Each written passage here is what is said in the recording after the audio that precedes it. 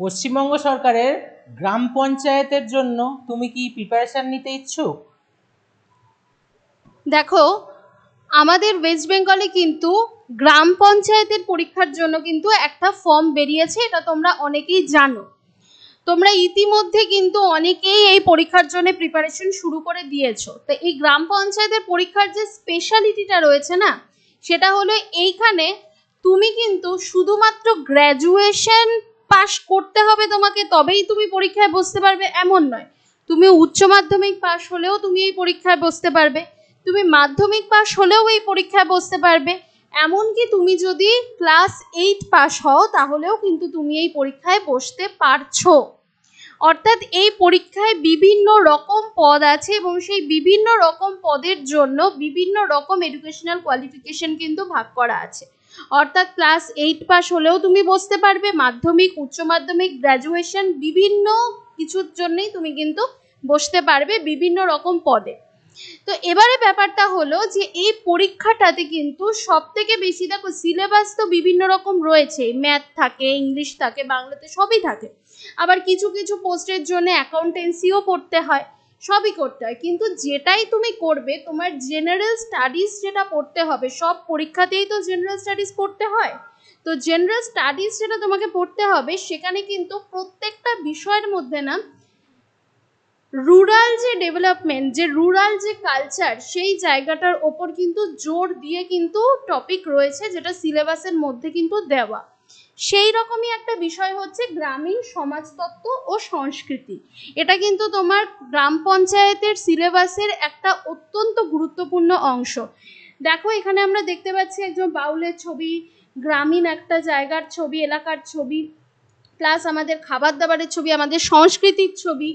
এই যে পুরো জিনিসটা রয়েছে ছৌ নাচের, এই যে পুরো জিনিসটা রয়েছে, অর্থাৎ আমাদের যে গ্রামের যে সমাজতত্ত্ব কীরকম, আমাদের সংস্কৃতি কীরকম পশ্চিমবাংলার, সেই জায়গাটাকেই কিন্তু আমাদেরকে শিখতে হবে, পড়তে হবে।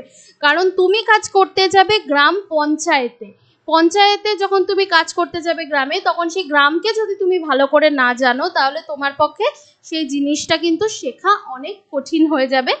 তো সেই কারণেই কিন্তু আমরা এই টপিকটাকে ভালো করে পড়ব। Hello students, welcome to note study. আমি তোমাদের সৌরজ্যোতি স্যার এবং আমি তোমাদের সৌমি ম্যাম। ঠিক আছে, দুজনের কম্বিনেশন টোনের অনেকটাই আলাদা হয়ে যাচ্ছে, তো সেটাতে কোনো অসুবিধা নেই। তো আমি এবং সৌরজ্যোতি স্যার, এবং তার সাথে আমাদের রয়েছেন মৌমিতা ম্যাম, উনিও আসবেন এরপরে তোমাদের সাথে। তো এই পুরো যে ক্লাসটা আজকে তোমাদের হবে, সেই ক্লাসটায় আমরা ধরে ধরে বিভিন্ন বিষয়গুলো কিন্তু করাবো। সৌরজ্যোতি স্যার বলবেন যে নোট স্টাডি কি, নোট স্টাডির বিষয়ে যারা যারা জানো তারা তো জানোই, যারা জানো না তাদেরকেও বলবেন নোট স্টাডি কি, নোট স্টাডিতে আমরা কেন, কতটা বা কতদিন ধরে কতজনকে সাকসেস দিয়েছি বা পড়িয়েছি, এই বিষয়ে স্যার আপনি কিছু বলুন। তো তোমরা এই ভিডিওটা যারা দেখছো, কেউ ফেসবুকে দেখছো, কেউ ইউটিউবে দেখছো, অথবা কেউ আমাদের অ্যাপ ডাউনলোড করে দেখছো, অথবা কেউ লিঙ্ক থেকে দেখছো। তো তোমাদেরকে জানিয়ে রাখছি নোট স্টাডি কি, নোট স্টাডি নামটা কি, কোথা থেকে এসেছে, এবং নোট স্টাডি কি জন্য বিখ্যাত, কোথা থেকে কিভাবে পাবে। তো নোট স্টাডি হলো আমাদের ইনস্টিটিউট যেটা, সেটার নাম নোট স্টাডি। তো এই নোট স্টাডি দীর্ঘ 5 বছর যাবৎ অনলাইন প্ল্যাটফর্মে একটা দারুণ সাফল্য সাথে এগিয়ে চলেছে। তো আমাদের ঝুলিতে রয়েছে মোট 71 জনেরও বেশি ছাত্রছাত্রীর তালিকা।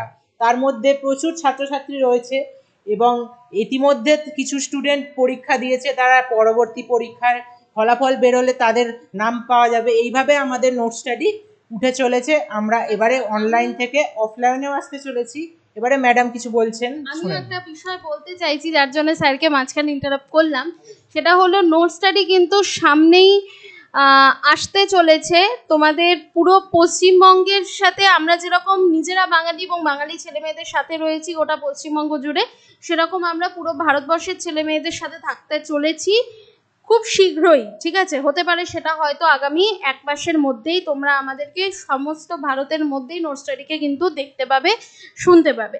আর নোট স্টাডির অফলাইন সেন্টারও কিন্তু অলরেডি চালু হয়ে গেছে। তো নোট স্টাডি অফলাইনও কিন্তু শুরু করে দিয়েছে অনেকদিন ধরে, এবং তার সাথে সাথে কিন্তু অনলাইনে আমরা এতজনকে কিন্তু, যেটা স্যার বললেন যে 5 বছরে 71 জনকে সাকসেস দিয়েছি, এবং অনলাইনে আমাদের কিন্তু শুধুমাত্র শুধুমাত্র কিন্তু আমাদের একটা ফেসবুকের আইডেন্টিটি বা ইউটিউবের আইডেন্টিটি নয়, আমরা ফেসবুক পেজ, ফেসবুক গ্রুপ, ফেসবুকে দুটো পেজ আছে আমাদের, দেখবে অনেক ফলোয়ার, অনেক স্টুডেন্টরা আমাদের ফলো করে। আমাদের ফেসবুক গ্রুপ আছে, সেখানে 12,000-এর মতন স্টুডেন্ট ছাত্রছাত্রী রয়েছে। আমাদের ইউটিউব চ্যানেল রয়েছে।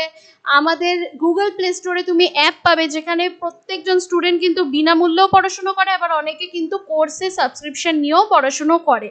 তার সাথে সাথে আমাদের টেলিগ্রাম গ্রুপ বলো, তার সাথে সাথে আমাদের হোয়াটসঅ্যাপ গ্রুপ বলো, সমস্ত কিছুতে, ইনস্টাগ্রাম বলো, সব কিছুতে কিন্তু নোট স্টাডি আছে। এবং নোট স্টাডি আস্তে আস্তে কিন্তু আরও তাদের নিজেদের জায়গাটাকে শক্ত করছে।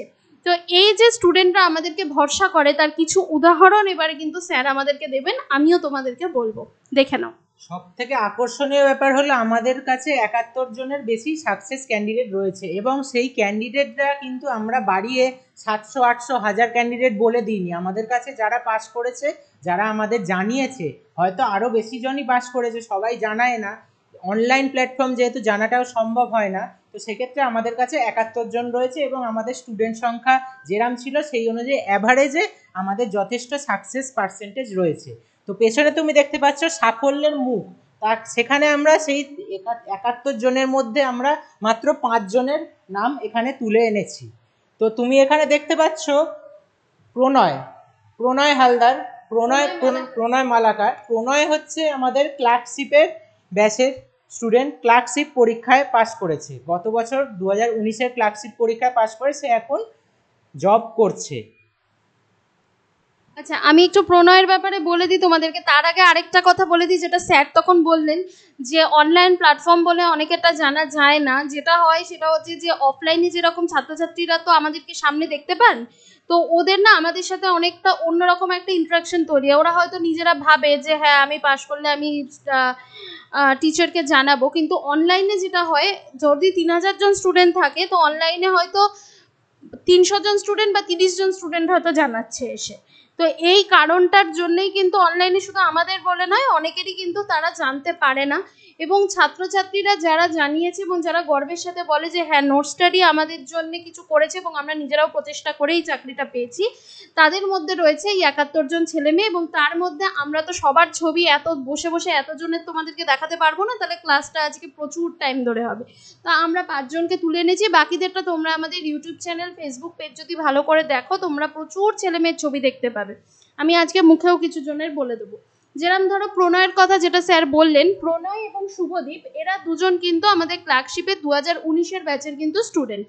তো ওরা ছাড়াও কিন্তু আরও 3 জন কিন্তু ক্লার্কশিপে পাশ করেছে। আমরা খবর পেয়েছিলাম, এতদিন অবধি জেনেছিলাম 4 জন, কিন্তু রিসেন্ট আমরা মানে একটি পোস্ট দিয়েছিলাম যে তোমাদের মধ্যে থেকে যদি এরকম কোনো ছাত্রছাত্রী থেকে থাকো যারা পাশ করেছো কিন্তু তাদের ব্যাপারটা আমরা জানি না, আমাদের থেকে আমাদের সাহায্যে, তাহলে তারা আমাদের জানিও। তখন আরেকটি ছেলেও আমাদের সাথে যোগাযোগ করে, সে আগে কেন করেনি আমরা জানি না। তো সেখান থেকে আমরা শিওর হয়েছি যে 5 জন, হয়তো আরও অনেকে করেছে, তারা জানায়নি এতদিন। সেটা আমাদের প্রথম ব্যাচ ছিল নোট স্টাডিতে। হ্যাঁ একদমই, সেটা আমাদের প্রথম ব্যাচ ছিল নোট স্টাডিতে। এবং সব থেকে বড় কথা হচ্ছে যে এরা দুজনের ছবি যে আমি দেখাচ্ছি, এই দুজনের মধ্যে বিশেষ করে শুভদীপের কথা যদি আমি বলি, শুভদীপ কিন্তু মানে প্রত্যেক দিন কম করে 3 থেকে 4 বার সে আমাকে কিন্তু ফোন মেসেজ করে সে আমাকে প্রচুর তার মানে যে ডেসক্রিপটিভ রাইটিংয়ের লেখা বলো, বাংলা ইংলিশ বলো, সব কিছু সে কিন্তু আমাকে বারবার করে আমাকে পাঠাতে, যে ম্যাম এটা একটু চেক করে দেবেন, ম্যাম এটা একটু চেক করে দেবেন।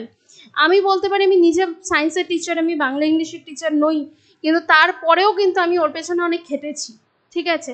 এবং ওই সময় যেহেতু আমার প্রথম ব্যাচ ছিল, আমি ছাত্রছাত্রীদের অনেক কাছে খুব সহজে পৌঁছতে পারতাম, কারণ আমার কাজ অনেক কম ছিল তুলনামূলক, এখন কাজ অনেক বেড়ে গেছে, এখন অনেক বেশি ছাত্রছাত্রী আমার সন্তানের মতন। হ্যাঁ হতে পারে বয়স অনুযায়ী তোমরা বলতে পারো যে ম্যাডাম আপনার সঙ্গে, কিন্তু ছাত্রছাত্রীরা শিক্ষকদের কাছে সন্তানের মতনই হয়। তো যেটা হয়েছে, আমি শুভদীপের কাছে সেই সময় অনেক সময় আমার নিজের বিরক্ত হতাম, আমি যে এতবার ফোন করছে শুভদীপ, এতবার মেসেজ করছে, কিন্তু এটাও ভাবতাম মানে যখন আমি নিজে একা বসতাম তখন ভাবতাম যে ছেলেটার মধ্যে কতটা ডেডিকেশন, এই ডেডিকেশন আমি যদি আমার আরও মানে 30টা স্টুডেন্টের মধ্যে বা আরও 300টা স্টুডেন্টের মধ্যে দেখতাম, তাহলে হয়তো আজকে তাদের জায়গাটা অন্যরকমই হতো।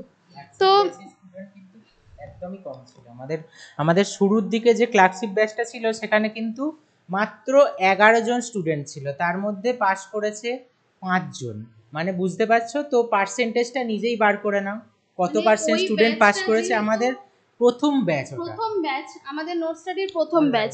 হ্যাঁ, এর আগে আমি নিজে পার্সোনালি পড়িয়েছি, ঠিক আছে। ইভেন আমি অনেক জায়গাতে যেরকম তোমরা আমি নাম উল্লেখ করছি না, অনেক বড় ইনস্টিটিউশনেও আমি পড়িয়েছি, ঠিক আছে। আমি নিউজ চ্যানেলের সাথেও যুক্ত ছিলাম। তো আমার কাছে অনেকে পার্সোনালি পড়েছে, কিন্তু নোট স্টাডির নাম যখন কেউ জানতো না, তো সেই সময় 11 জন ছাত্রছাত্রীর মধ্যে 5 জন কিন্তু পাশ করেছে। এই 5 জন নয়, এদের 2 জন এবং আরো অন্য 3 জন আছে। তার সাথে সাথে আমি যদি এখানে বলি অভির কথা, অভিষেক, আমরা ওকে অভি বলে ডাকি, অভিষেক চক্রবর্তী, ও কিন্তু বিহারের টিজিটি যে পরীক্ষাটা হয় সেই পরীক্ষাটাতে কিন্তু ও পাশ করেছে। এবং ও বলতে পারো মানে আমাদের প্রত্যেকটা মানে নোট স্টাডি এবং প্রত্যেকটা জায়গাতে ও নিজের থেকে গিয়ে গিয়ে কমেন্ট করে আসে যে ম্যাডাম আমি আপনাদের হেল্পে আমি এটা করেছি। অবশ্যই ওর নিজের প্রচেষ্টা তো বেশি ছিল এর প্রতি, এবং তার সাথে সাথে এটাও ও বলে, বারবার বলে যে ম্যাম এবার আমি WBCS এর জন্য আপনাদের কাছে পড়বো, এবং আমার এটা লাস্ট অ্যাটেম্পট WBCS এর, এবং এটা আমি আপনাদের ইনস্টিটিউশন থেকে WBCS অফিসার হয়ে আমি বেরোবো একটা দিন। মানে এতটা ওর আমাদের প্রতি ভরসা, ঠিক আছে। মানে আমরা ওকে পেয়ে সত্যিই খুব গর্বিত, কারণ মানে এতটা ভালো ছেলে, এতটা ভালো স্টুডেন্ট কিন্তু পাওয়া যায় না। তো যাই হোক, অভিষেকের কথা বললাম, বাকিদের কথা স্যার বলবেন। এখানে দেখতে পাচ্ছ সৈফুদ্দিন বিএসএফ এর পরীক্ষায়, বিএসএফ না স্যার, ওটা কেপি পরীক্ষা। আচ্ছা, সৈফুদ্দিন কলকাতা পুলিশের যে কনস্টেবলের এক্সামের যেটা রেজাল্ট বেরোলো রিসেন্ট, সেইটার এক্সামে ও পাস করেছে এবং অফিসার হয়েছে।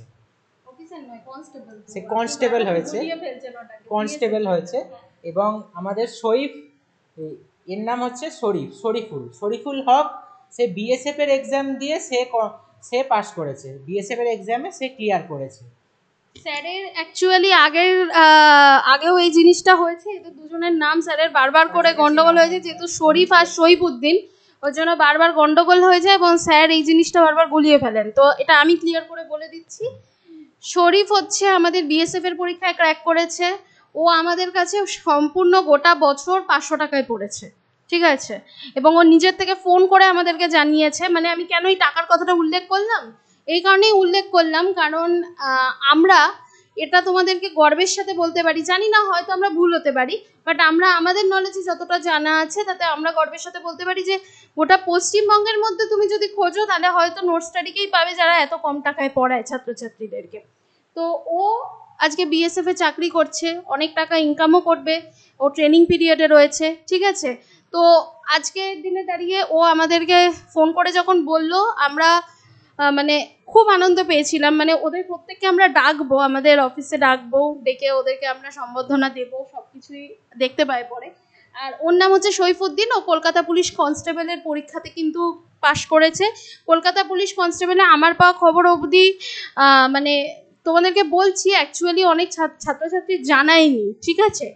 আমরা তাদের পরীক্ষার পরে রেজাল্ট বেরোনোর পরে যখন তাদের রিক্রুটমেন্ট হলো, তারপরে আমরা তাদের যে মানে হোয়াটসঅ্যাপের যে ইমেজ আছে না, তাদের যে ডিপিটা থাকে হোয়াটসঅ্যাপে, সেখানে গিয়ে আমরা তাদের ড্রেস কোড দিয়ে ছবি দেখেছি।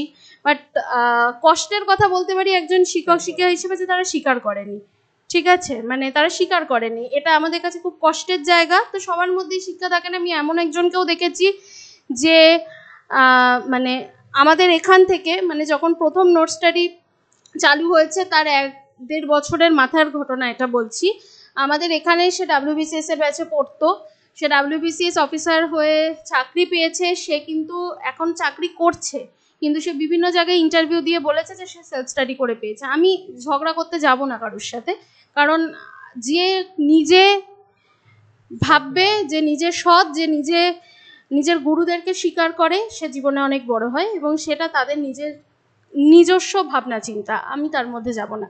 তো যেটা বলার সেটা হচ্ছে, এই 5 জন ছেলে মেয়ে যাদের কথা বললাম, এরা ছাড়াও যাদের কথা বললাম, এরা ছাড়াও ICDS পরীক্ষা হয়েছিল, তাতে আমাদের 7 জন কিন্তু ছাত্রছাত্রী সফল হয়েছে। মানে ICDS এর আমাদের ব্যাচটা খুব মানে শর্ট, মানে খুব তাড়াহুড়ো করে আর কি লঞ্চ করা হয়েছিল। তো সেই সময় মাত্র 10 জনের ব্যাচ ছিল। আমাদের ব্যাচ জেনারেলি 3000-4000 জন স্টুডেন্টের হয়, কিন্তু সেই সময় খুব কম স্টুডেন্টকে নিয়ে লঞ্চ করা হয়েছে খুব তাড়াতাড়ি করে, তো 10 জনের মধ্যে 7 জন পাস করেছে। তার মধ্যে তুমি দেখতে পাবে আমাদের নোট স্টাডি দুটো পেজ আছে, একটা নোট স্টাডি বারাসাত, একটা নোট স্টাডি। তো নোট স্টাডি ফেসবুক পেজে গেলে ওই ছাত্রছাত্রীগুলোর ওদের তুমি অনেকেরই দেখতে পাবে ওরা লিখেওছে, শর্মিষ্ঠা আছে, পুনাম আছে, সুপ্রিয়া আছে, সোহিনী আছে, তারা কিন্তু পাশ করেছে। এছাড়া আরও বিভিন্ন ছাত্রছাত্রী আছে, যেরকম হচ্ছে তোমার অনিকেত আছে, যেরকম হচ্ছে তোমার রাহুল আছে, এরাও কিন্তু এদের বিভিন্ন পরীক্ষাতে, দেবব্রত, এরাও কিন্তু বিভিন্ন পরীক্ষাতে পাশ করেছে। আজকে এই কথাগুলো কেন বলছি, এইটাই বলার জন্যে যে তোমাদের মনোবলটা বাড়ানোর জন্যে, যে গ্রাম পঞ্চায়েতের পরীক্ষার জন্য প্রিপারেশন নেওয়া মানে শুধুমাত্র গ্রাম পঞ্চায়েতের জন্য প্রিপারেশন নেওয়া নয়, গ্রাম পঞ্চায়েতের জন্য প্রিপারেশন নেওয়া মানে আরও দুটো পরীক্ষার জন্য নিজেকে তৈরি করে নেওয়া, যদি প্রিপারেশনটাকে মন দিয়ে করা যায়। এবং আজকে আমাদের যে সাফল্যের মুখে এই 5 জনের ছবি আমরা দেখেছি, আগামী দিনে যাতে তোমার ছবিটাকেও রাখতে পারি এবং এইভাবে যাতে গর্বের সাথে তুমিও তোমার ছবিটাকে নিয়ে মা বাবার সামনে গিয়ে দেখিয়ে বলতে পারো যে আমার মা বাবা, আমি তোমাদের মুখটা উজ্জ্বল করেছি। আমাদেরকে যদি নাও বলো, অন্তত তাদের সামনে যাতে তুমি বলতে পারো যে আমি আজকে চাকরিটা পেয়েছি, মানে এই আনন্দটা তাদেরকে দিও। ঠিক আছে? তো স্যার কিছু বলবেন, তারপরে আমরা ম্যাডামকে ডেকে নেবো, ম্যাডাম এসে তোমাদের পড়াবেন, আমরাও আসবো, মিডিলে আবার আসবো। খুব ভালো করে পড়বে, কারণ এই টপিকটা কিন্তু এই গ্রামীণ সমাজতত্ত্ব ও সংস্কৃতি, হয়তো মনে হচ্ছে এরকম তো নাম শুনিনি, কিন্তু পঞ্চায়েতের পরীক্ষা দিতে গেলে এই টপিকটা সিলেবাসে রয়েছে, পড়ে যেতেই হবে। ঠিক আছে? তো স্যার কিছু বলবেন, স্যার বলে নিন, তারপরে ম্যাডামকে আমরা ডেকে নিচ্ছি। তোমরা এবার জানলে আমাদের সাফল্যর মুখ কারা এবং সাফল্য কিভাবে এসেছে, কিভাবে স্ট্রাগল করে একটা ইনস্টিটিউট গড়ে উঠেছে এবং তার পাশে ছাত্রছাত্রীরা কিভাবে ছিল এবং আমরা ছাত্রছাত্রীদের পাশে কিভাবে রয়েছি। আমাদের Facebook page, WhatsApp group, Telegram channel group, নানান জায়গা, তুমি ইউটিউব চ্যানেল, সব কিছু সম্বন্ধে জানলে, আমার সম্বন্ধে জানলে, ম্যাডামের সম্বন্ধে জানলে।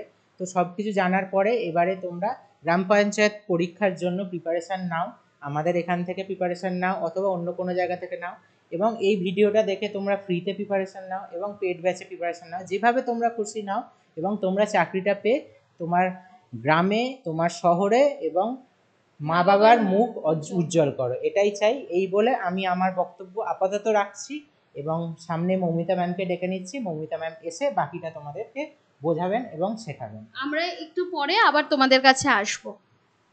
চলে আসুন ম্যাডাম।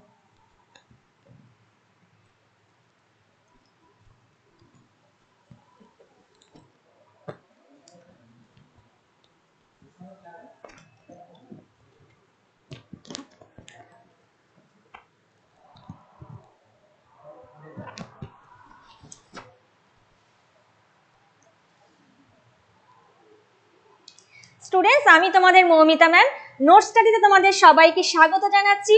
তোমরা যারা এতক্ষণ স্যার আর ম্যাডাম আশা করি শুনেছো, তোমাদের ভালো করে বলেছে যে এই যে পঞ্চায়েতের পরীক্ষার জন্য তোমরা যারা প্রস্তুতি নিচ্ছ, এখানে কিন্তু সেরকম ভাবে তোমরা ভাবছো যে আমি আজকে মাধ্যমিক দিয়েছি, আমি দিতে পারবো কি পারবো না, এই ভাবনা রয়েছে, কিন্তু সেটা কিন্তু এখানে কোনো প্রবলেম নয়। সেটা হচ্ছে তোমরা ক্লাস 8 থেকে আপ টু গ্র্যাজুয়েশন পর্যন্ত তোমরা কিন্তু এই পঞ্চায়েতের পরীক্ষার জন্য প্রস্তুতি নিতে পারো। এবং এই পঞ্চায়েতের পরীক্ষার প্রস্তুতির জন্য যে বিষয়টা তোমাদের আজকে আমি তোমাদের সাথে আলোচনা করব, এবং প্রথমেই তোমাদের সমাজতত্ত্ব যে বা পঞ্চায়েতের মেন যে বিষয় বা থিম বলা যায় সিলেবাসে রয়েছে, সেটা হচ্ছে রুরাল সোশিওলজি বা গ্রামীণ সমাজতত্ত্ব।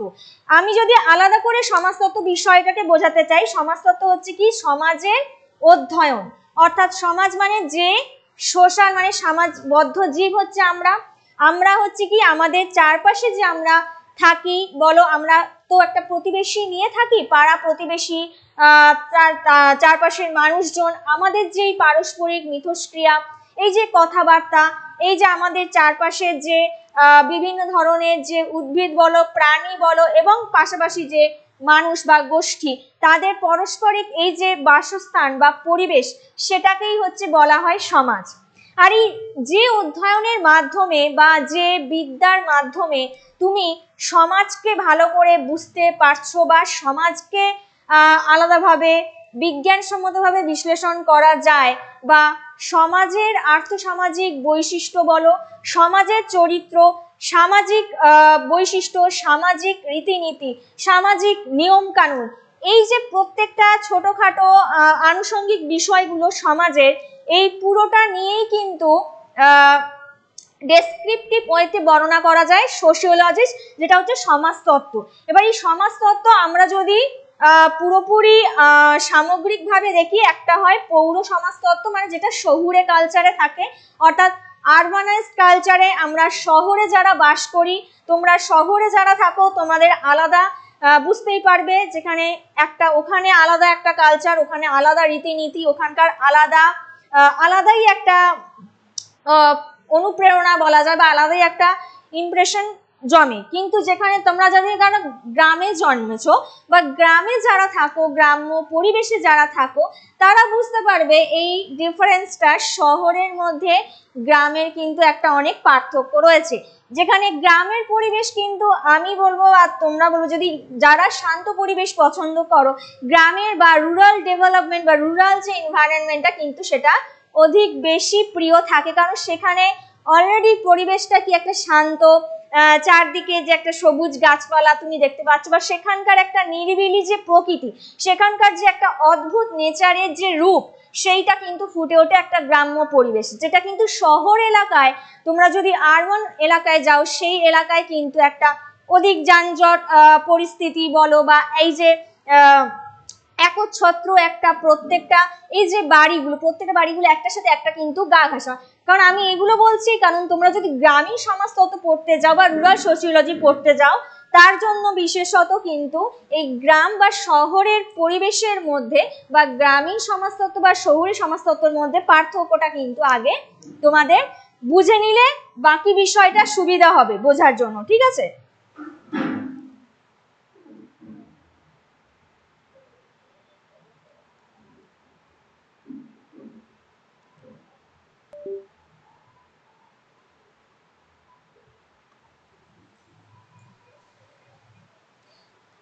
তো চলো আজকে আমি তাহলে এখন শুরু করছি rural sociology and rural culture. এই যে গ্রামীণ সমাজতত্ত্ব, যেটা সূত্রপাত হয়েছিল কবে থেকে এই শুরু হয়েছিল, গ্রামীণ পরিবেশের কথা আমি বললাম, যেখানে গ্রামের যে একটা প্রকৃতির একটা অদ্ভুত রূপ বা সৌন্দর্য, এবং গ্রামীণ সমাজতত্ত্ব আমরা পড়বো কেন? কারণ দেখো, গ্রামের যে সমাজের বৈশিষ্ট্য বা সেখানকার সামাজিক যে চরিত্র, সেটা কিন্তু একদমই আলাদা।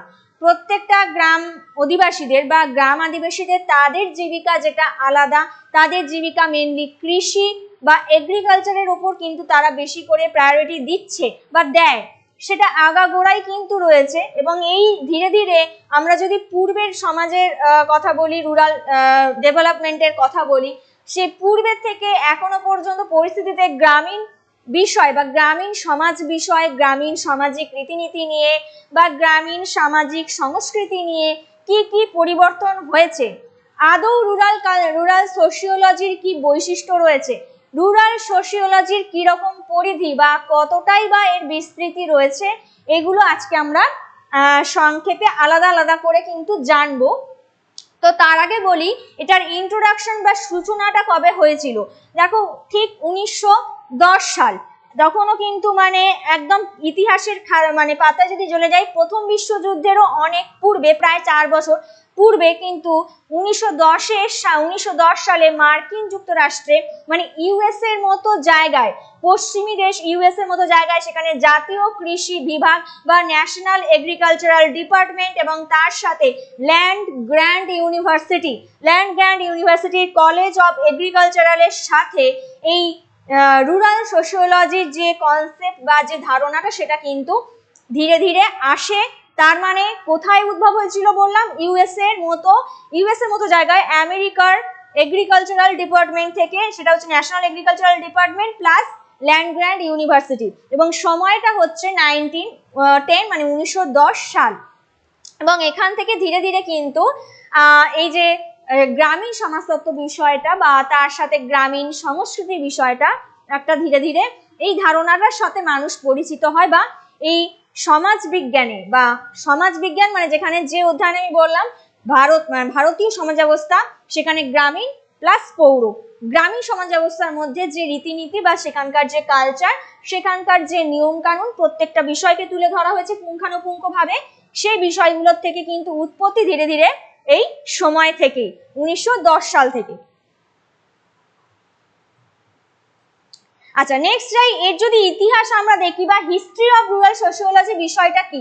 হিস্ট্রি অফ রুরাল সোশিওলজি বলতে বোঝায়, দেখো এশিয়ায় আমরা যদি দেখি, ভারতবর্ষের মতো এশিয়ায় গ্রামীণ সমাজ বিজ্ঞানের প্রাথমিক অধ্যয়নগুলো রয়েছে প্রথম দেখা যায় এশিয়ার ক্ষেত্রে। মানে এশিয়ায় আমরা যদি প্রাইমারিলি এডুকেশনাল দিকে যাই, শিক্ষা বিভাগে দিকে যাই বা অধ্যয়নগুলো শিখি, প্রথমে এশিয়াতে কিন্তু এই রুরাল সোশিওলজির উপরে একটা কালচার শুরু করা হয়েছিল বা একটা অ্যানালিসিস করা হয়েছিল, এবং সেটা 19 শতকের মাঝামাঝি আর 20 শতকের শুরু, 19 শতকের মাঝামাঝি থেকে 20 শতকের শুরুর দিকে লেখা হয়েছিল।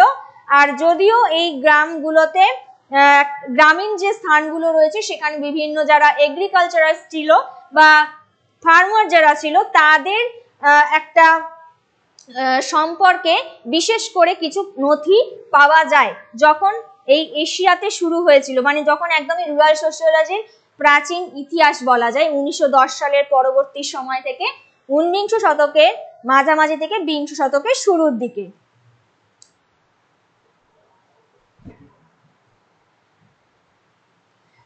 আচ্ছা, নেক্সট হচ্ছে, তারপর আমরা যদি দেখি ধীরে ধীরে এশিয়াতে শুরু হলো, এশিয়ার পরবর্তী আসছে ভারতবর্ষে।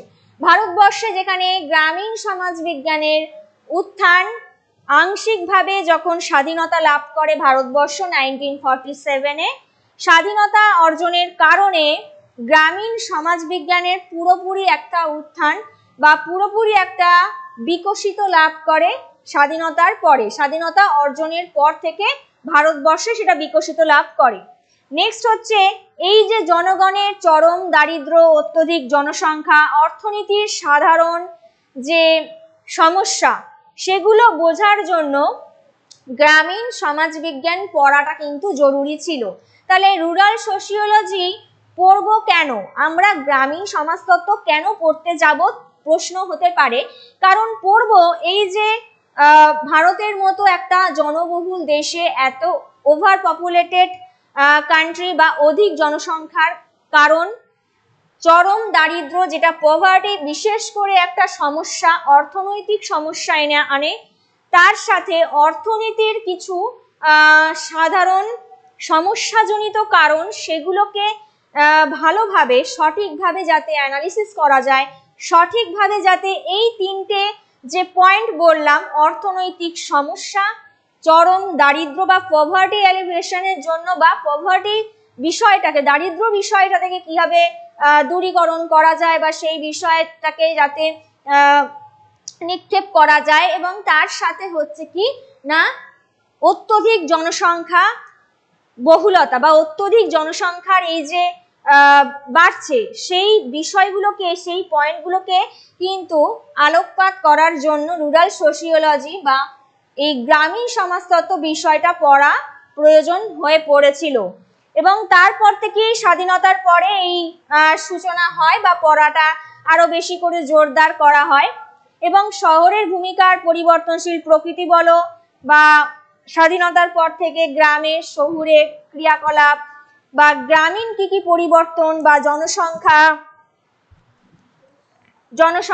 বা জনসংখ্যার গবেষণা, বিভিন্নভাবে গ্রামীণ অঞ্চলে কি কি উন্নয়ন করা যায়, কি কি উন্নয়ন করলে গ্রামের উন্নতি হবে, গ্রামীণ অর্থনৈতিক উন্নয়ন করা যায়, তার সাথে গ্রামীণ সামাজিক রীতিনীতি ওপর বা গ্রামীণ অর্থনীতির উপরে কিন্তু দৃষ্টি নিক্ষেপ করে এই রুরাল সোশিওলজি। তার মানে পরিধিটা বুঝতে পারছো কতটা দূর না, একটা তিনটে মেন সমস্যাকে বোঝার জন্য, অ্যানালিসিস করবার জন্য গ্রামীণ অর্থনীতি, গ্রামীণ সমাজ, গ্রামীণ অর্থনীতি, গ্রামীণ সংস্কৃতি সমস্ত কিছুকে কিন্তু বিষয়টাকে ভালো করে পুঙ্খানুপুঙ্খভাবে দৃষ্টি নিক্ষেপ করার জন্য বা এই বিষয়গুলো থেকে কিভাবে এই যে তিনটে পয়েন্ট বললাম সমস্যা, সেই সমস্যাগুলো থেকে কিভাবে ডেভেলপমেন্ট করবে একটা গ্রাম, একটা গ্রামের যে সমাজ ব্যবস্থা সেটা ধীরে ধীরে কিভাবে উন্নত হবে, কিভাবে বিকশিত লাভ করবে, বা সেখানকার রীতিনীতির কি পরিবর্তন হবে, সেগুলো কিন্তু বোঝার জন্য স্বাধীনতার পরবর্তী সময় থেকে এই রুরাল সোশিওলজির একটা কনসেপ্ট চলে আসে, এবং সেটা প্রথমে হয়েছিল কোথায়, এশিয়া, নেক্সট হচ্ছে ভারতবর্ষে, একদম সর্বপ্রথম হচ্ছে ইউএসএ। তো এই হচ্ছে তিনটে পার্ট গেল হিস্ট্রি, মানে রুরাল সোশিওলজির ইতিহাস আমরা যদি জানতে চাই।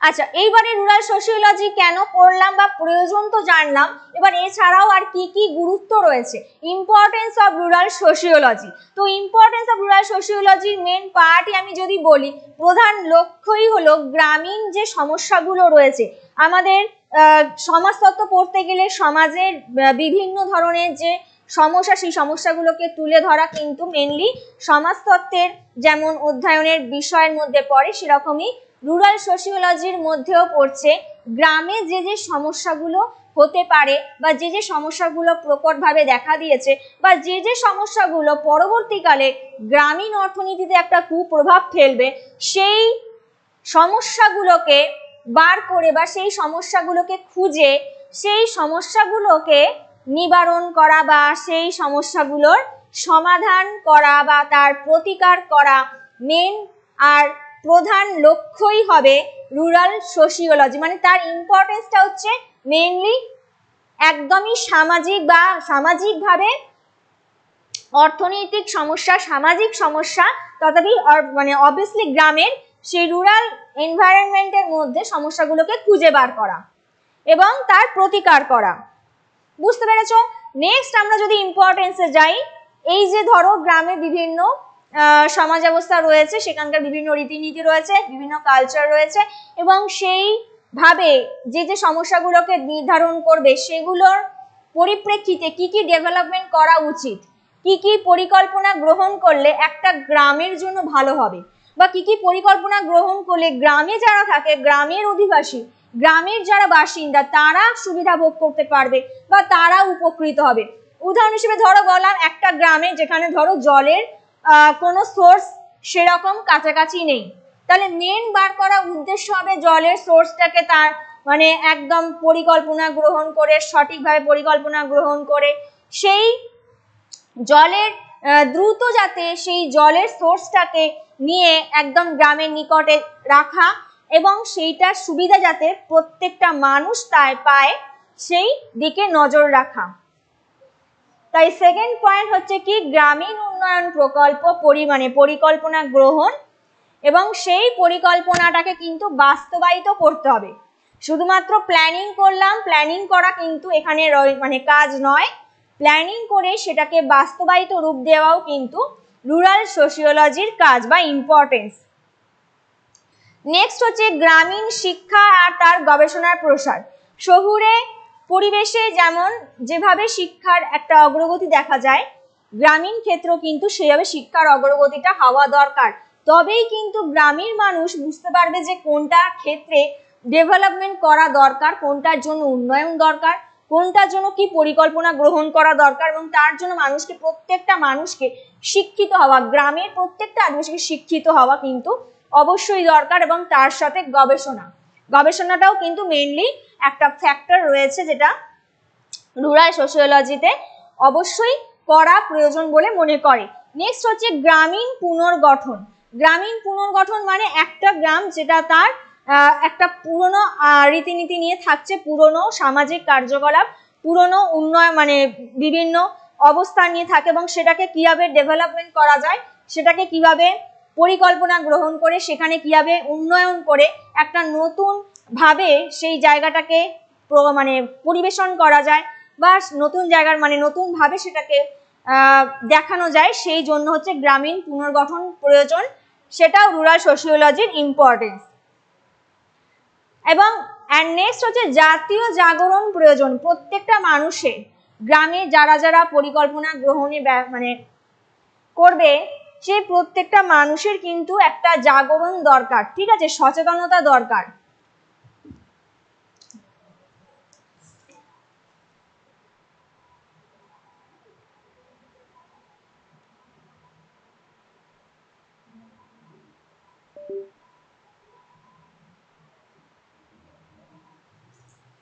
তো জাগরণ দরকার কেন না, যেমন প্রত্যেকটা গ্রামের মানুষ ডেভেলপমেন্ট করার জন্য আগ্রহী হলে, প্রত্যেকটা মানুষ যদি মধ্যে একটা যদি সচেতনতা থাকে, তাহলে কিন্তু অতি অবশ্যই একটা ডেভেলপমেন্ট তখনই কিন্তু ভালোভাবে করা যাবে। ঠিক আছে, তো সবার সম্মতি দরকার, তাই জন্য সবাইকে কিন্তু একসাথে একটা সচেতন থাকতে হবে বা জাগরণ থাকতে হবে, বা একটা ন্যাশনালিটি থাকতে হবে, যেখানে আমাদেরকে করতে হবে বা উন্নয়ন করার জন্য এই পরিকল্পনাটা দরকার। তো সবকিছু মেনটেন করা। নেক্সট হচ্ছে পরিবার পরিকল্পনার বাস্তবায়ন। পরিবার পরিকল্পনা, একটা গ্রামীণ পরিবার পরিকল্পনা, সেটাকে সঠিকভাবে বাস্তবায়ন করাও কিন্তু যেটা রুরাল সোশিওলজির ইম্পর্টেন্সের মধ্যে কিন্তু পড়ছে। ঠিক আছে, তো রুরাল সোশিওলজির ইম্পর্টেন্স গুলো আমি তোমাদের বললাম, যে পয়েন্টগুলো কিন্তু প্রত্যেকটাই সবগুলোই কিন্তু গুরুত্বপূর্ণ। তো এবার তোমাদের কাছে স্যার ম্যাডাম কিছু বলবেন, তোমরা শুনে নাও।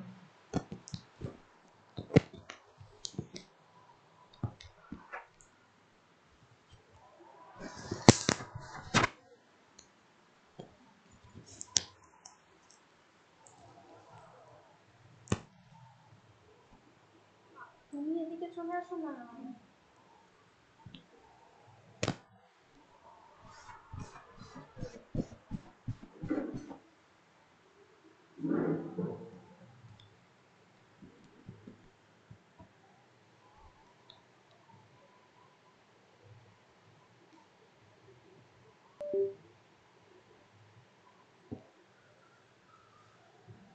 স্টুডেন্টস, তোমরা এতক্ষণ মৌমিতা ম্যাডামের ক্লাস করছিলে, জানছিলে গ্রাম পঞ্চায়েতের মধ্যে কি কি প্রশ্ন আসতে পারে এবং কি কি প্রশ্ন অর্থাৎ কি কি বিষয় রয়েছে এবং কীভাবে পড়তে হবে, একটা চ্যাপ্টার পড়ানো হচ্ছিল তোমাদের। তো তোমাদের সামনে চলে এসেছি আমি, সৌরজ্যোতি স্যার এবং আমি সৌমি ম্যাম।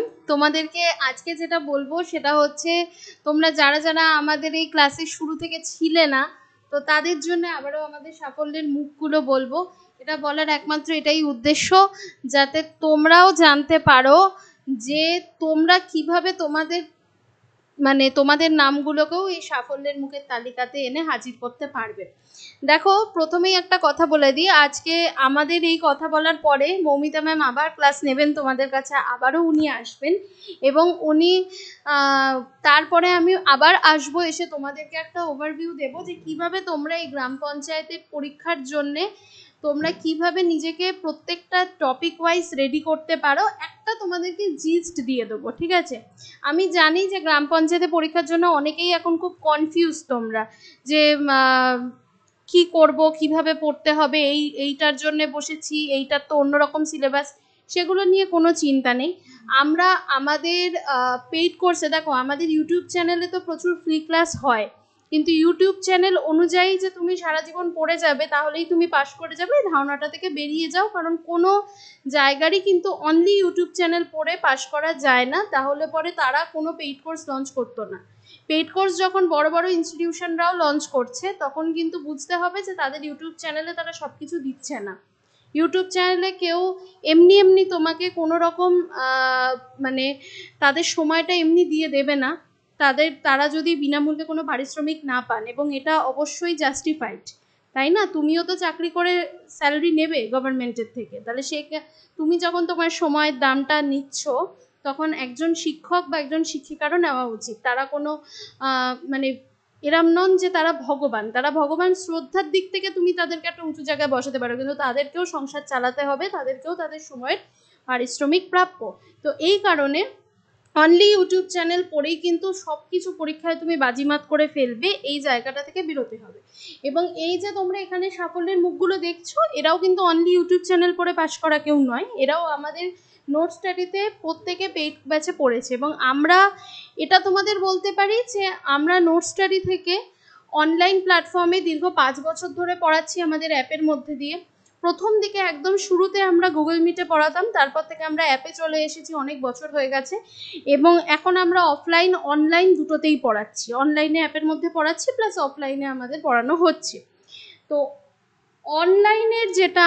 অনলাইনে আমাদের একসাথে প্রচুর স্টুডেন্ট পড়ে, তো একসাথে এক একটা ব্যাচে তোমরা জানো সব জায়গাতেই 3000-4000 জন স্টুডেন্ট কমন। আর অফলাইনে আমাদের ফি স্ট্রাকচার আলাদা, কিন্তু অনলাইনে আমাদের ফি স্ট্রাকচার ভীষণই কম, বলতে পারো গোটা পশ্চিমবঙ্গের মধ্যে আমরা হয়তো সব থেকে কম খরচে পড়াই, এতটাই বলতে পারি। কারণ এই যে এখানে তুমি দেখো এই ছেলেটিকে, এর নাম হচ্ছে তোমার শরীফ, ঠিক আছে? ও কিন্তু আমাদের ছাত্র, এবং ও যখন বিএসএফ এ চাকরিটা পায় আমাদের এখান থেকে পড়েছে, এবং ও নিজের যথেষ্ট পরিশ্রম করেছে, তাই ও চাকরিটা পেয়েছে। এবং ও যখন আমাদেরকে ফোন করে জানায়, মানে আমরা সত্যিকারের ভীষণ পরিমাণে আনন্দ পেয়েছি। মানে একটা ছাত্রছাত্রীর সাফল্য দেখে না, আমাদের তো জীবনের এটাই মোটো। দেখো আমি নিজে কিন্তু একটা বড় ইনস্টিটিউশনের সাথে যুক্ত ছিলাম, ঠিক আছে? এবার বড় ছোট কেন বলছি জানো? এটা বলছি হচ্ছে তোমাদের নিরিখে, কারণ বড় বা ছোট কিন্তু ব্র্যান্ড দেখে এস্টাবলিশ হয় না, বড় বা ছোট নির্বাচিত হয় হচ্ছে শিক্ষকদের দেখে। আমি নিজে সেই জায়গায় পড়িয়েছি, আবার আমি নিজেই কিন্তু নোট স্টাডিতে রয়েছি। নোট স্টাডি আমার হাতে তৈরি, আমার এবং স্যারের হাতে। তো সেই জায়গাটা আমি নাম বলবো না, তোমরা দেখলেই বুঝতে পারবে। সৌমি গুপ্ত বলে সার্চ করলে তোমরা গুগলে পেয়ে যাবে, দেখে নেবে। মোট কথা হচ্ছে যে আমি নিউজ চ্যানেলের সাথেও যুক্ত ছিলাম, আমি সরকারি চাকরিতে কোয়ালিফাইও করেছিলাম এলপিতে, বাট আমি কিন্তু আজকে নোটসে, কারণ আমার জীবনের মোটো আলাদা ছিল, আমি জীবনে অন্য কিছু করতে চেয়েছি, তাই আমি আজকে এটা। কিন্তু তোমার জীবনের লক্ষ্য যদি হয়ে থাকে সরকারি চাকরি, তাহলে এদের গল্পগুলো একটু শুনে নাও, ভালো লাগবে। এই যে শরীফের গল্প শুনলে, শরীফ মাত্র 500 টাকা, আমি কেন বলছি যে আমরা পশ্চিমবঙ্গের মধ্যে সব থেকে কমে পড়াই, ও মাত্র 500 টাকায় সম্পূর্ণ 1 বছর পড়েছে। আজকে বিএসএফ এর ট্রেনিংয়ে রয়েছে ও, ঠিক আছে? ও আমাদের অফিসে আসবে, প্রত্যেকেই আসবে। 71 জন মোট ছাত্রছাত্রী গত 5 বছরে পাশ করেছে। অনেকের নাম আমি তোমাদের বলে দেবো, ফেসবুক পেজে গেলে প্রচুর ছেলেমেয়ের ছবি দেখতে পাবে, তাদের রিভিউ দেখতে পাবে। এবং এখন এখানে আমি সবাইকে দেখাতে পারবো না, সম্ভব নয়, আমি কিছু জনকেই দেখাতে পারছি। এই যে এখানে তুমি দেখছো, ওর নাম হচ্ছে সৈফুদ্দিন। ও কিন্তু কলকাতা পুলিশের কনস্টেবলের যে পরীক্ষাটা হয়েছে সেখানে ও কিন্তু পাশ করেছে। আমি একদম এই ক্লাসের শুরুতে কিন্তু ডিটেলসে বলেছি অনেকটা, এখন খুব ডিটেলসে আমি বলছি না, বাট এটুকু বলতে পারি যে কলকাতা পুলিশ কনস্টেবলে আমাদের আরও অনেক ছাত্রছাত্রী পাশ করেছিল। তাদের মধ্যে কিছু জন জানিয়েছে, বাকি অনেকে জানায়নি, কিন্তু আমরা তাদের খবর পেয়েছি। সবাই জানায় না অনলাইনে, হয়তো এটাই একটা ড্রব্যাক, যে ছাত্রছাত্রীদের সাথে শিক্ষকদের সেই আত্মিকতাটা হয়তো কোথাও গিয়ে খামতি থেকে যায়, বাট কিছু করার নেই। মানে বাড়িতে বসে পুরোপুরিভাবে নিজের সুবিধা মতো পড়তে গেলে, এবং লাইভ ক্লাস করতে না পারলে সেগুলোর রেকর্ডিংও যদি পেতে হয়, যেটা অফলাইনে পাওয়া যায় না, সেটার একমাত্র সুবিধে কিন্তু অনলাইনে। তো ওরা সবাই অনলাইনেরই স্টুডেন্ট, বাকিটা স্যার বলবেন অন্যদের কথা। এখানে তুমি দেখতে পাচ্ছ অভিষেক চক্রবর্তী, আমরা ওকে অভি বলে ডাকি, অভি চক্রবর্তী ওর নাম অভিষেক চক্রবর্তী। ও বিহারের টিজিটি পরীক্ষায় পাশ করেছে, এবং ও এখন বিহারের একটা স্কুলের শিক্ষক, সরকারি স্কুলের শিক্ষক। সে আমাদের এখান থেকেই পড়াশোনা করেছে, এবং ও আমাদের প্রতি এতটাই কৃতজ্ঞ, যেটা সব ছাত্রছাত্রীরা নয়, তাই জন্য তারা জানায়নি, এবং এরাও কৃতজ্ঞ বাকিদের আছে, এবং বাকি 71। কিন্তু আমি এটুকু বলতে পারি যে নোট স্টাডির অবদান যদি এখানে 40% বা 30% থাকে, এদের নিজেদের অবদান এখানে 70% রয়েছে, ঠিক আছে? কিন্তু ছাত্রছাত্রীগুলো প্রত্যেকে কিন্তু এক বাক্যে স্বীকার করে, তাই স্যার আজকে এই কথাটা বললেন, ভালো লাগে, নিজেদের ভালো লাগে। হ্যাঁ, তো যেটা বলছিলাম, তো অভি চক্রবর্তী কিন্তু বিহারে যে পরীক্ষায় টিজিটি পাস করেছে, সে কিন্তু আমাদের এখান থেকে প্রিপারেশন নিয়ে ওখানে পরীক্ষা দিয়ে পেয়েছে। আমাদের এখানের এক্সাম হয়তো দিয়েছিল, সেভাবে রিক্রুটমেন্টের জন্য পিছিয়ে গেছে, বা যে কোনো প্রকারে ও এগোয়নি। এবং ওর ইন্টারেস্ট যেটা রয়েছে WBCS অফিসার হওয়া, এবং এটা ওর শেষ অ্যাটেম্প্ট। ও আমাদেরকে জানিয়েছে যে তোমরা ফেসবুকে গেলেই দেখতে পাবে, ও ফেসবুকেও লেখে, বারবার লেখে যে স্যার আপনাদের থেকে এত হেল্প পেয়েছি, এত সাহায্য পেয়েছি, তাই জন্য আমি আজ এই পজিশানে, এবং আমার লাইফের শেষ সুযোগ, WBCS অফিসার হওয়ার শেষ সুযোগ, শেষ অ্যাটেম্প্ট, আমি আপনাদের এখান থেকে পড়ে পাস করতে চাই, এবং আপনি পড়বো। তো ও আমাদের এখানেও ভর্তি হবে আবার WBCS পড়ার জন্য, এবং সে আশা করি সে WBCS অফিসার অবশ্যই হবে আমাদের এখান থেকে। অভি চক্রবর্তী অর্থাৎ অভিষেক চক্রবর্তীর জন্য আমাদের তরফ থেকে শুভকামনা রইল। এবং তার সাথে তুমি দেখতে পাচ্ছ এখানে শুভদীপের ছবি দেখতে পাচ্ছ। শুভদীপ একদম অফিস বাবু হয়ে বসে আছেন, যিনি এখন হয়তো হাওড়া কোর্ট অথবা অন্য কোনো জায়গায় উনি ক্লার্ক, হাওড়া কোর্টেই উনি ক্লার্ক হিসেবে কাজ করছেন। উনি বলছি কারণ দুটো চাকরি পেয়েছে, ঠিক আছে? ও দুটো চাকরি পেয়েছে, আমাদের এখান থেকে ও ক্লার্কশিপেরটা পেয়েছে। হ্যাঁ, তো উনি বলে সম্বোধন করছে, কারণ উনি অফিস বাবু দেখেই তোমরা বুঝতে পারছো ওকে। তো আমাদের এখানে তো সে স্টুডেন্ট হিসেবে ঢুকেছিল এবং আমরা তাকে তৈরি করেছি। এবং শুভদীপ এবং প্রণয়ও কিন্তু ক্লার্কশিপ 2019-এর মানে এর আগের বছর যে ক্লার্কশিপ পরীক্ষাটা হয়েছে সেইটায় উত্তীর্ণ ছাত্র। এবং আরও একজন রয়েছে, তার ছবি এখানে দেয়া যায়নি। আমাদের ক্লার্কশিপের 5 জন পাস করেছে এবং ক্লার্কশিপে 5 জন পাস করেছে। শুধু এটাই নয় যে মাত্র 5 জন পাস করেছে, এটা আপনি কি বললেন, কত জায়গায় কত বেশি পাস করছে। আগে শোনো আসল গল্পটা কি সেটা তো শুনতে হবে। আমাদের নোট স্টাডির ইনস্টিটিউট 2019 সালেই স্থাপিত হয়েছিল এবং সেটার একদম প্রথম অনলাইন ব্যাচ, যেটা শুধুমাত্র ম্যাডামই করাতেন, সৌমিগুপ্ত ম্যাডাম শুধুমাত্র নিজের হাতে সমস্ত সাবজেক্টের জন্য তিনি পড়াতেন। সেটাই আমাদের ইনস্টিটিউশনে প্রত্যেকটা বিষয়ের জন্য এক্সপিরিয়েন্সড ফ্যাকাল্টিরা রয়েছেন অনেক বছর ধরে। আমাদের বিভিন্ন যেরকম ডাব্লিউবিসিএস অফিসাররা আমাদের এখানে বিভিন্ন গাইডেন্স দেন। তোমরা আমাদের ইউটিউব চ্যানেলে গেলেও দেখতে পাবে, ডাব্লিউবিসি অফিসার মলয় স্যারকে দেখতে পাবেন, ওনারা আমাদের এখানে গাইডেন্স দিয়েছেন। তারপরে তোমরা ওনার নাম কি আরেকজনের, হ্যাঁ অভিষেক স্যারকে দেখতে পাবেন।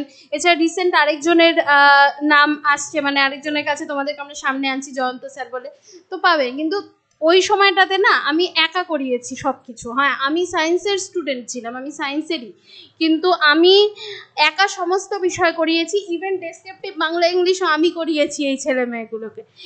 ওরা কিন্তু আমাকে প্রত্যেকটা দিন, এই শুভদীপ প্রণয় ওরা প্রত্যেকটা দিন বারবার করে ফোন মেসেজ করে করে যে ম্যাডাম এটা চেক করে দিন, ওটা চেক করে দিন। মানে মাঝে মাঝে বিরক্ত লেগেছে, কিন্তু পরে বুঝেছি যে ছেলেগুলোর প্রচণ্ড ডেডিকেশন। তো এগুলো করে আমরা এটাই চাই। এখন অনেক ছেলে মেয়েকে দেখি যারা টিচার ক্লাস করিয়ে যান, তারা দিনের পর দিন লাইভ ক্লাসে আসে না। তারা জীবনের কি ব্যস্ততার মধ্যে রয়েছে জানি না, তারা চাকরি করছে এরকমও নয়, চাকরি না করা ছেলে মেয়েরাও দিনের পর দিন লাইভ ক্লাসে আসে না, তাদের নিজেদের পড়াশোনার প্রতি আগ্রহটাই নেই। ঠিক আছে, তো সেই জায়গাটা, এটা কিন্তু শুধুমাত্র ভাবলে হবে না যে রিক্রুটমেন্ট ধীরে হচ্ছে বলে তাই। রিক্রুটমেন্ট যখন ঠিক করে হতো তখনও কিন্তু অনেকেরই আগ্রহ ছিল না, আবার যাদের আগ্রহ থাকার তাদের আগ্রহ বরাবরই থাকে। তো এই ছেলেগুলো কিন্তু সেই উদাহরণ যে আজকে ওরা এই চাকরিটা করছে। ঠিক আছে, এবার আমি নিজে একা করিয়েছি বলে বলবো না, আমি নিজে আমার যেহেতু নোট স্টাডির প্রথম ব্যাচ, এর আগে আমি অন্য বড় জায়গাতেও করিয়েছি, কিন্তু আমার নোট স্টাডি হিসেবে আমার প্রথম ব্যাচ কিন্তু ওরা।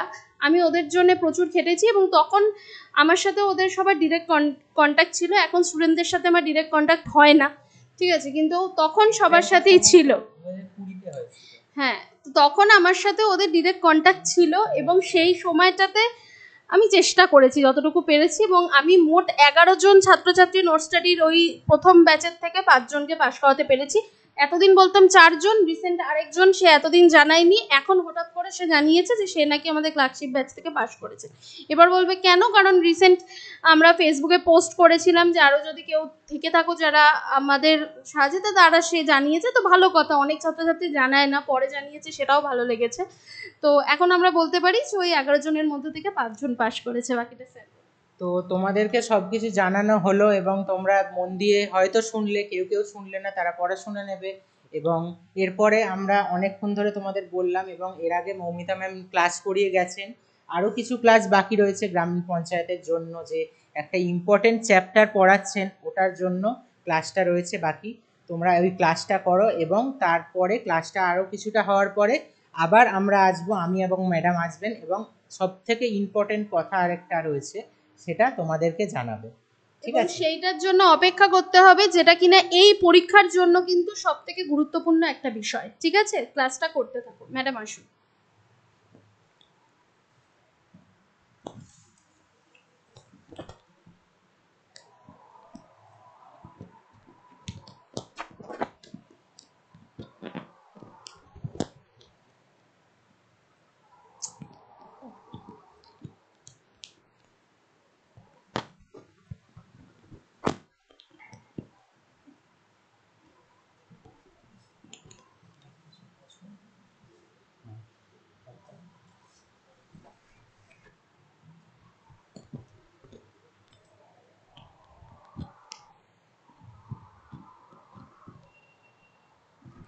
হ্যাঁ স্টুডেন্টস, যেটা বলছিলাম, আগেরগুলো কন্টিনিউ করেছি। দেখো এবার নেক্সট পয়েন্ট যেটা আসছে, সামাজিক দৃষ্টিভঙ্গির প্রবর্তন। আগে আমরা অনেকগুলো গুরুত্বপূর্ণ পড়লাম যে কেন আমরা রুরাল সোশিওলজি পড়বো, বা তার যে বিশেষ বা গুরুত্ব বলবো বা যার বিশেষত্ব বলবো, সামাজিক দৃষ্টিভঙ্গি মানে আমরা যে সমাজে বাস করি প্রত্যেকটা মানুষ সমাজবদ্ধ জীব, এবং আমরা আমাদের দৃষ্টিভঙ্গি দিয়ে জিনিসটাকে কিভাবে দেখছি, তাই তো? দৃষ্টিভঙ্গি হচ্ছে সেই বিষয়টাই আমরা যেখানে থাকি আমাদের সেই জায়গাটার প্রতি কি ভালোবাসা বা সেই জায়গাটার প্রতি কি ভাবধারা রয়েছে, সেটাই হচ্ছে দৃষ্টিভঙ্গি। ঠিক আছে, এবার সেই সামাজিক দৃষ্টিভঙ্গিটা হতে পারে অনেক বিষয়গুলোর ওপরে নির্ভর করে বা অনেক কিছু নিয়মের ওপর নির্ভর করে। সেখানে গ্রাম সমাজ মানে গ্রামের মধ্যে অনেক কিছু রীতিনীতি থাকে, যে অনেক কিছু বিষয় থাকে, অনেক কিছু রীতিনীতি থাকে, অনেক নিয়ম কানুন থাকে। সেই রকম সামাজিক দৃষ্টিভঙ্গির কি করতে হবে না, নতুন করে কিছু প্রকল্প, নতুন কোনো পরিকল্পনা গ্রহণ, যে পরিকল্পনাটা একটা গ্রামকে সেই জায়গায় বা সেই লেভেলে নিয়ে যেতে পারবে যেখানে কিন্তু তার মানে উন্নয়ন করা সম্ভব, এবং সেই উন্নয়নটা মানে পরিকল্পনাটাকে বাস্তবায়িত হবে তখনই যখন সেই পরিকল্পনা বাস্তবায়িত হবার ফলে একটা গ্রামের উন্নতি সম্ভব, সেখানে গ্রামের সামাজিক পরিবর্তন সম্ভব। সেই যে দৃষ্টিভঙ্গি বা সেই যে সোশ্যাল অ্যাপ্রোচ, সেই সোশ্যাল অ্যাপ্রোচের ব্যাপারটা কিন্তু রুরাল সোশিওলজি থেকে আসে, বা সমাজতত্ত্ব, গ্রামীণ সমাজতত্ত্ব আমরা অধ্যয়ন করলে বিষয়টা জানতে পারবো। নেক্সট হচ্ছে অসমতা দূরীকরণ। হয়তো হতে পারে আমাদের শহরের মতো গ্রামেরও কিছু কিছু অংশে এমন হয় অসাম্য। হয়তো আগে তো যেমন ছিল যে প্রত্যেকটা বর্ণ বা প্রত্যেকটা সম্প্রদায় অনেকগুলো ভাগ করা হতো, ধনী বিশেষে বা যার সম্পত্তি রয়েছে সে সম্পত্তির মালিক, এবং সম্পত্তি যার বেশি নেই সে হচ্ছে কৃষক বা শূদ্র সম্প্রদায় ছিল। ঠিক আছে, তো তাদের যে এই যে কৃষিত জীবিকা, মেইনলি যারা চাষবাস করতো তারা হচ্ছে চাষি বা কৃষক সম্প্রদায়, তাদের কাছে কিন্তু ক্ষমতা থাকতো না সেরকম। আর যাদের হাতে ক্ষমতা বেশি, যাদের হাতে বেশি সম্পত্তি রয়েছে, তারা হচ্ছে সম্পত্তির মালিক বা জমিদার বলো বা সেখানকার মহাজন বলো। তো তাদের হাতে যেহেতু সেই মানুষগুলোর সংখ্যা কিন্তু অনেকটাই কম থাকে যাদের ক্ষমতা প্রচুর।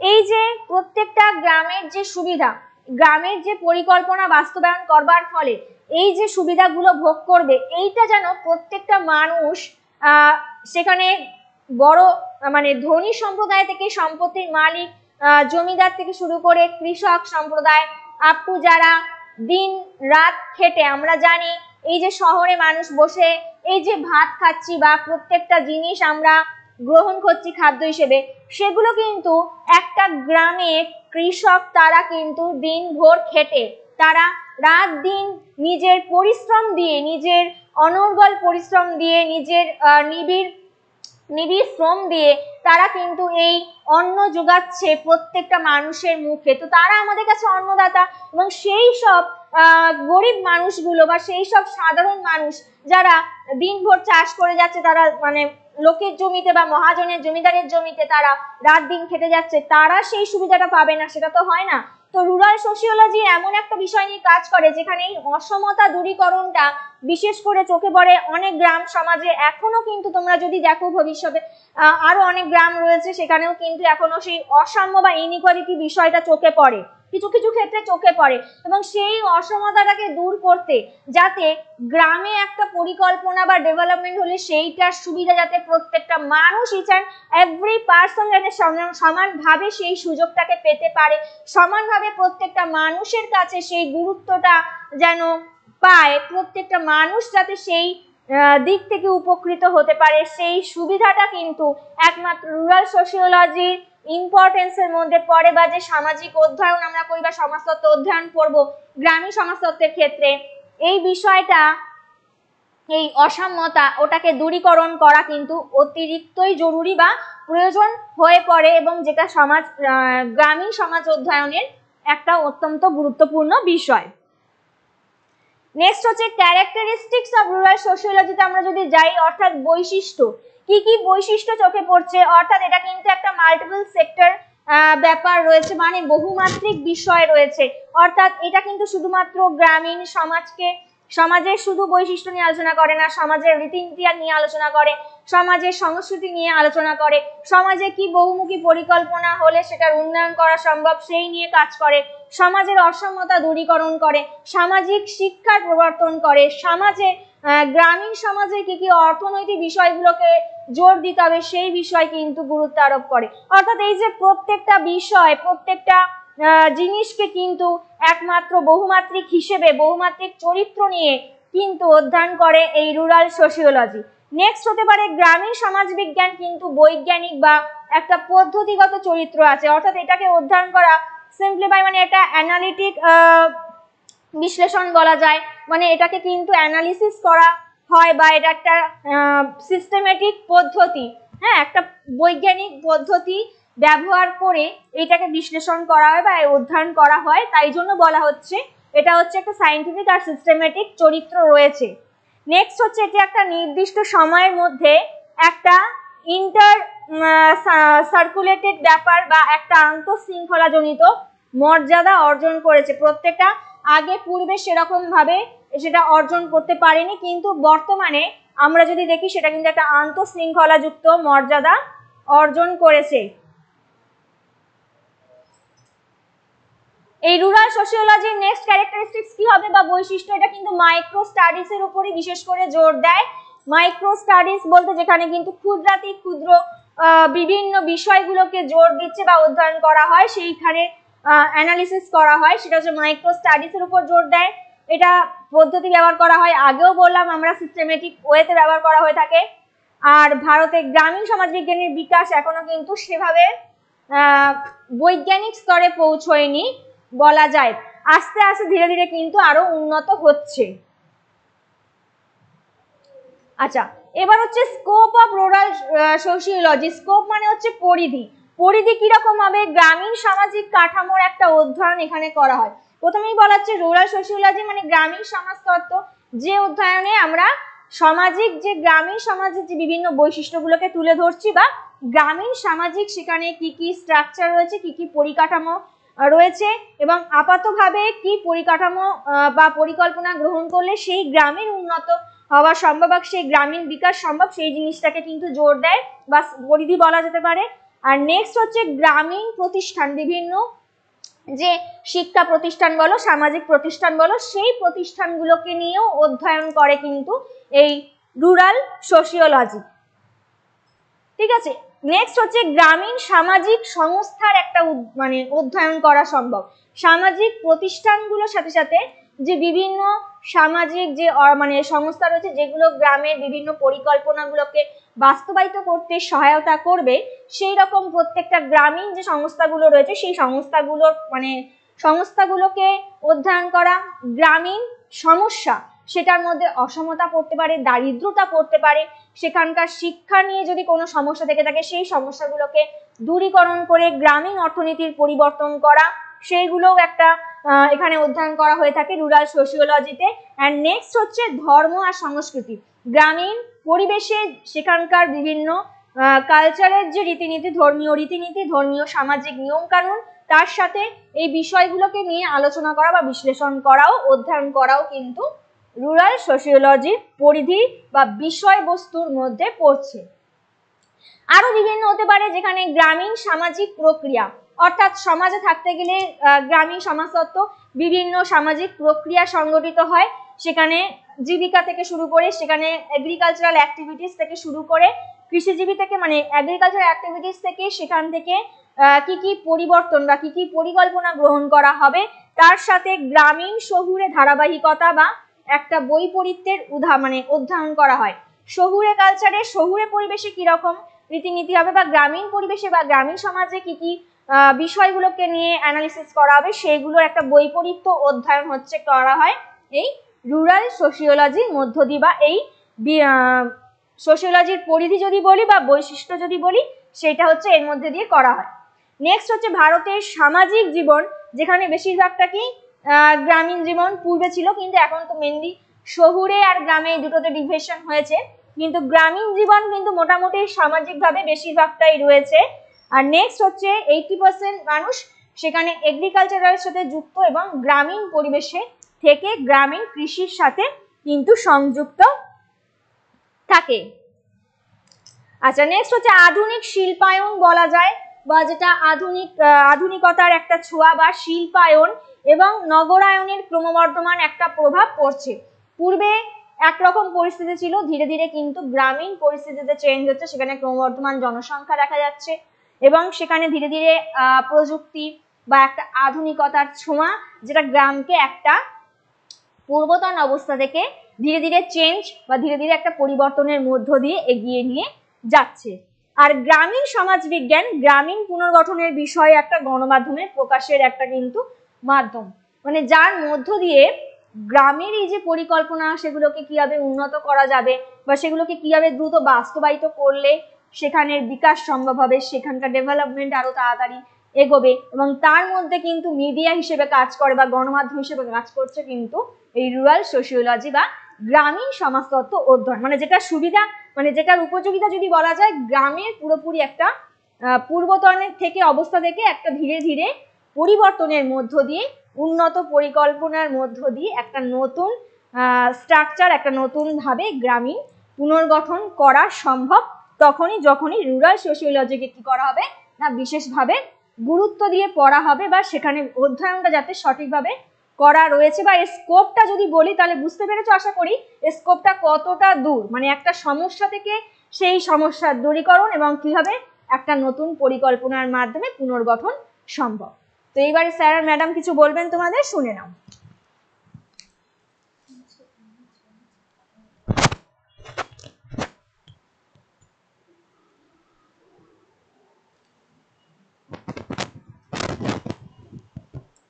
স্টুডেন্ট, আশা করি দেখতে পাচ্ছ আমাকে এবং শুনতে পাচ্ছ।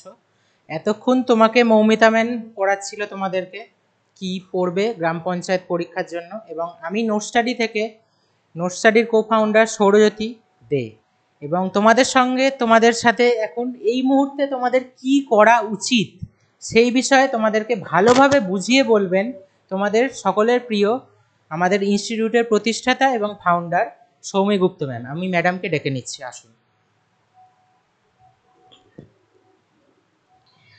আচ্ছা, তোমরা আশা করি প্রত্যেকে আমাকে দেখতে পাচ্ছ। বলেছিলাম যে আজকে পরের দিকে আসবো, একটা বিষয়ের ওপরে তোমাদেরকে বলবো যেটা কিনা তোমাদের জন্য খুবই গুরুত্বপূর্ণ, ঠিক আছে? তো সেই বিষয়টা নিয়েই কিন্তু আজকে বলতে চলেছি। তো প্রথমেই আমি একটু পেনটা চেয়ে নিচ্ছি, একটু পেনটা আমাকে দিন। Thank you. আচ্ছা, এবারে যেটা তোমাদেরকে করতে হবে বা যেটার ব্যাপারে বলবো অ্যাকচুয়ালি, সেটা হচ্ছে যে এই মুহূর্তে তোমাদের কি করা উচিত। তোমরা গ্রাম পঞ্চায়েতের জন্য অনেকে কনফিউজড, অনেকে ভাবছো যে কিভাবে প্রিপারেশন নেওয়া যায় বা কি করা যায়। তো তোমাদের এই মুহূর্তে কি করা উচিত, দেখো আমি তোমাদেরকে কিন্তু প্রথমেই বলেছি, অনেক আগেই কিন্তু তোমাদেরকে আমি বলেছিলাম যে তোমাদের যে পরীক্ষাটা রয়েছে এই পরীক্ষাটা তোমরা কিন্তু, যদি তোমরা ক্লাস 8 পাস হও, যদি তোমরা মাধ্যমিক পাস হও, ঠিক আছে, যদি তোমরা এইচএস পাস হও, যদি তোমরা গ্র্যাজুয়েশন পাস হয়ে থাকো, প্রত্যেকেই কিন্তু তোমরা পরীক্ষাটা দিতে পারবে, তাই তো? আমি বলেছিলাম তো তোমরা প্রত্যেকেই পরীক্ষাটা দিতে পারবে। তো দেখো, এই ধরো তুমি 8 পাস, তুমি যদি 8 পাস হও তাহলে তোমাকে গ্র্যাজুয়েশনের জন্য যে পোস্টটা আছে সেই পোস্টে কিন্তু তোমাকে দেওয়া হবে না, ঠিক আছে? আবার ধরো তুমি মাধ্যমিক পাস, তাহলে তোমাকে কিন্তু মাধ্যমিক পাস যদি তুমি হয়ে থাকো তোমাকে কিন্তু এইচএস পাশে যে পোস্টটা আছে বা 8 পাশে যে পোস্টটা আছে বা গ্র্যাজুয়েশনের যে পোস্টটা আছে সেটা কিন্তু দেওয়া হবে না। অর্থাৎ প্রত্যেকটা কোয়ালিফিকেশনের জন্য ইন্ডিভিজুয়াল আলাদা আলাদা পোস্ট রয়েছে।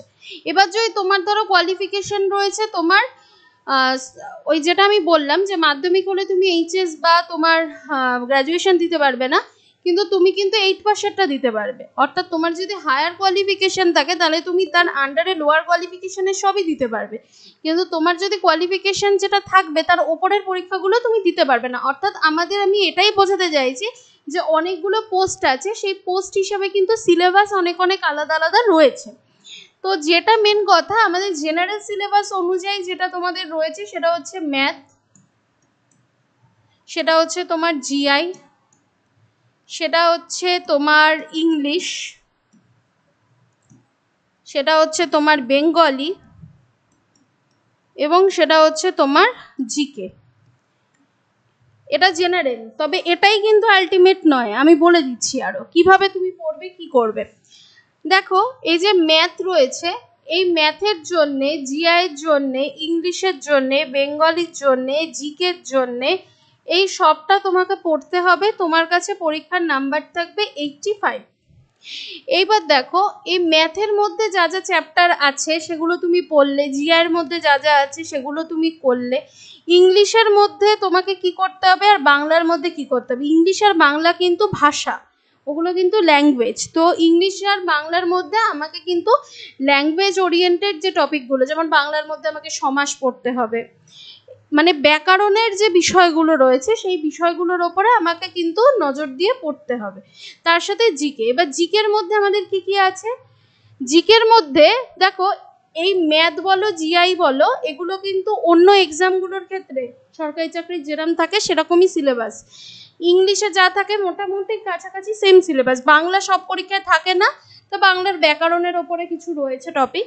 আর জিকের মধ্যে যেটা রয়েছে, জিকের মধ্যে কিন্তু তোমার হিস্ট্রি বলো, জিওগ্রাফি বলো, সব কিছুই রয়েছে, তোমার সায়েন্স বলো, সবই রয়েছে। এইবারে এই যে হিস্ট্রি, জিওগ্রাফি সব রয়েছে, ইকোনমি রয়েছে, এই যে ইকোনমিক্স রয়েছে, এই যে সবই রয়েছে, তাদের হিস্ট্রির ধরো তুমি অনেক চ্যাপ্টার পড়লে, ইতিহাসে, জিওগ্রাফির অনেক চ্যাপ্টার পড়লে, কিন্তু সবের মধ্যেই সিলেবাসে একটা জিনিস মেনশন করা আছে যে রুরাল ডেভেলপমেন্টের ওপর নজর দিয়ে, মানে গ্রামীণ, তুমি যেহেতু গ্রামে চাকরি করতে যাবে তাই গ্রামের বিষয়টার ওপর নজর দিয়ে পড়তে হবে, যেটা তোমাদের বেশিরভাগ জায়গাতেই পড়ানো হবে না। এটা আমি তোমাদেরকে বলছি, হয়তো কিছু জায়গায় পড়ানো হবে কিন্তু অনেক জায়গাতেই হবে না। কিন্তু আমরা আজকে তোমাদেরকে প্রথমেই যে ক্লাসটা করালাম সেটাই কিন্তু গ্রামীণ সমাজতত্ত্ব ও সংস্কৃতি, যেটা সিলেবাসের খুব গুরুত্বপূর্ণ বিষয়। এবং গ্রামীণ এই টপিকটার ওপরে কিন্তু তোমাকে অনেক ইম্পর্টেন্স দিয়ে পড়তে হবে, না হলে তুমি জিকের এই পোর্শনটাতে যখনই তোমার রুরালের ওপরে কোনো কিছু দেবে তখন কিন্তু তুমি এটাকে সলভ করতে পারবে না, কারণ তোমার কাছে এই জিনিসের নলেজটাই নেই। তুমি কোনো পরীক্ষাতেই রুরালের ওপর জোর দিয়ে কোনো সিলেবাস পাবে না, শুধু ওয়ান অ্যান্ড অনলি গ্রাম পঞ্চায়েতেই পাবে।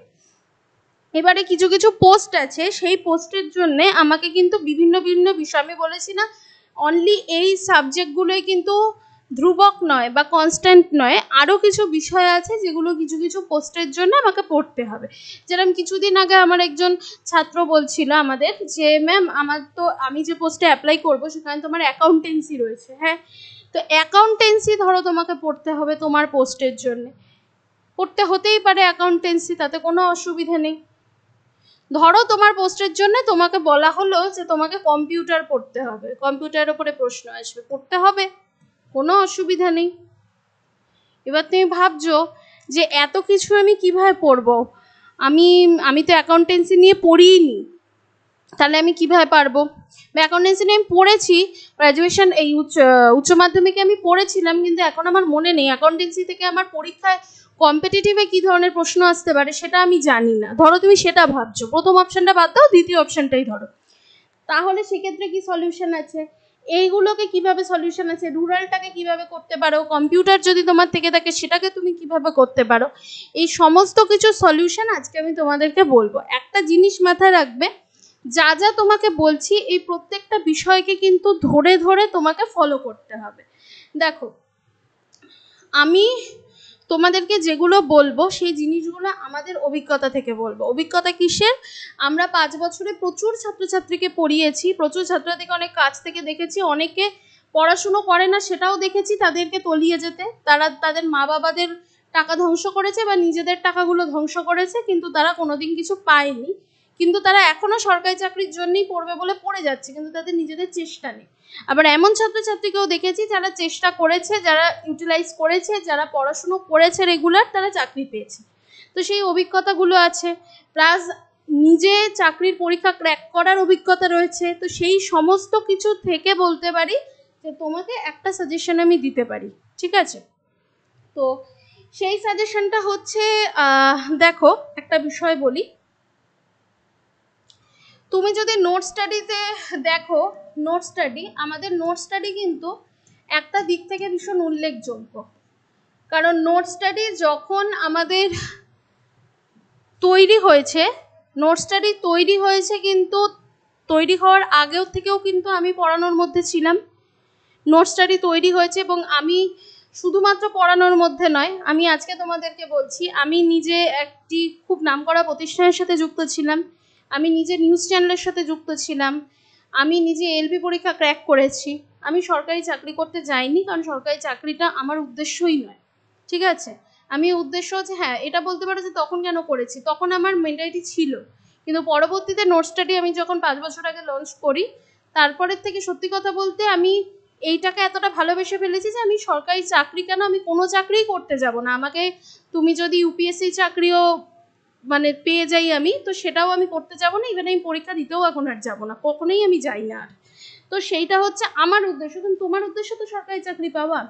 তো তোমাকে যেটা করতে হবে, আমি নোট স্টাডির বিষয়টা নিয়ে যেটা বলছিলাম সেটা হচ্ছে যে এটা হচ্ছে আমাদের দীর্ঘদিনের একটা অভিজ্ঞতা। সেই অভিজ্ঞতা থেকে আজকে তোমাকে আমি কিছু সাজেশন দেব। প্লাস আমি নিজে একজন সায়েন্সের টিচার, ঠিক আছে। আমি নিজে ফিজিক্স অনার্স নিয়ে কমপ্লিট করেছি আমার গ্র্যাজুয়েশনস, আমি মাস্টার্স করেছি, আমি এমসিএ করেছি, আমি এমবিএ করেছি। তো আমি আমার নিজের অভিজ্ঞতা থেকে তোমাকে আমি কিছু কথা বলতে পারি, প্লাস এতদিন কম্পিটিটিভ লাইনে পড়ানোর অভিজ্ঞতা হিসেবে বলতে পারি।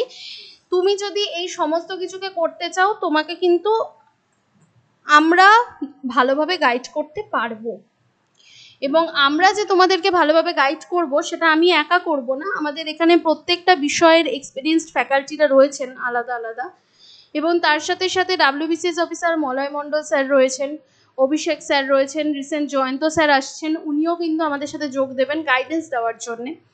তো আমাদের এই যে পুরো টিম কিন্তু তোমাদেরকে তৈরি করবে, এবং এই পুরো টিম তোমাদেরকে সপ্তাহে 3 থেকে 4টে ক্লাস দেবে প্রত্যেক সপ্তাহে। প্রথম দিকে তোমাদের 3টে করেই ক্লাস হতে থাকবে, তারপরে তোমাদের 4টে করে ক্লাস হবে। তোমরা যারা পরে জয়েন করছো বা করবে, ক্লাস শুরু হওয়ার পরে করছো বা করবে বলে ভাবছো, তাদেরকে বলি অসুবিধা নেই, যেহেতু এটা অনলাইনে পড়বে, তোমরা যদি অফলাইনে পড়তে চাও পড়তে পারো, অফলাইনের ফি স্ট্রাকচার আলাদা, অফলাইনেও আমরা করাচ্ছি।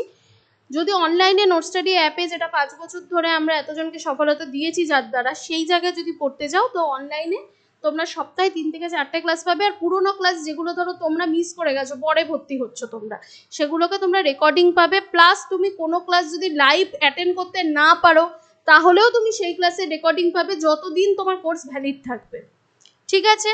তো তোমার একদম, এবং পঞ্চায়েতের যে পুরো কোর্সটা, এটা দুটো ভাগে ভাগ হচ্ছে, একটা হচ্ছে আমাদের লাইভ কোর্স এবং একটা হচ্ছে আমাদের রেকর্ডেড কোর্স, ঠিক আছে।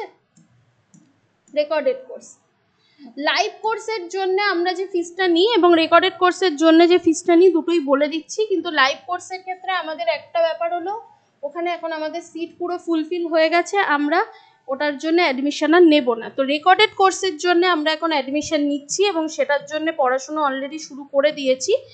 সেটা হচ্ছে যে এখানে তুমি সপ্তাহে 3 থেকে 4টে ক্লাস পাচ্ছ। কি কি বার তোমরা ক্লাস পাচ্ছ? মঙ্গলবার, স্যার আপনি এই দিকটাতে চলে আসুন নয়তো, মঙ্গলবার, বৃহস্পতিবার এবং শনিবার, এই 3 দিন তোমরা ক্লাস পাচ্ছ, ঠিক আছে। আর পরবর্তীতে এই ক্লাসটা 4 দিন করে হবে, তখন ডেট বলে দেবো। প্রত্যেক দিনই বিকেলবেলা 4টের সময় তোমাদের ক্লাস আপলোড হচ্ছে। প্রত্যেকটা বিষয়ের আলাদা আলাদা সাবজেক্টের টিচাররা ক্লাস করাবেন, পুরো বেসিক থেকে অ্যাডভান্স অবধি ধরে ধরে পুরো সিলেবাস কভার হবে। রুরালের ওপর জোর দিয়ে হবে সিলেবাস অনুযায়ী। এই অ্যাকাউন্টেন্সি যদি পড়তে চাও, তোমার হতে থাকে অ্যাকাউন্টেন্সি ওখানে করানো হবে, যদি কম্পিউটার করতে হয় করানো হবে, তুমি যা নিয়ে করবে সব ওর মধ্যে ইনক্লুডেড থাকছে। প্লাস তুমি প্রত্যেকটা বিষয়ের ওপরে তুমি কিন্তু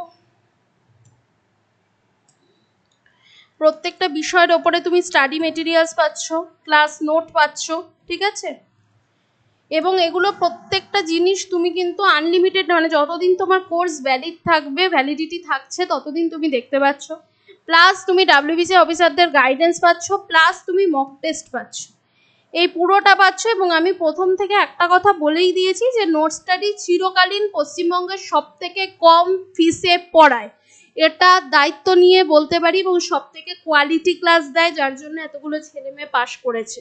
এবং নোট স্টাডি এটার জন্য তোমার থেকে ফিস নেবে ওয়ান টাইম মাত্র 500, কত, ওয়ান টাইম মাত্র 500। ঠিক আছে, আমি কালারটা একটু চেঞ্জ করে নিই।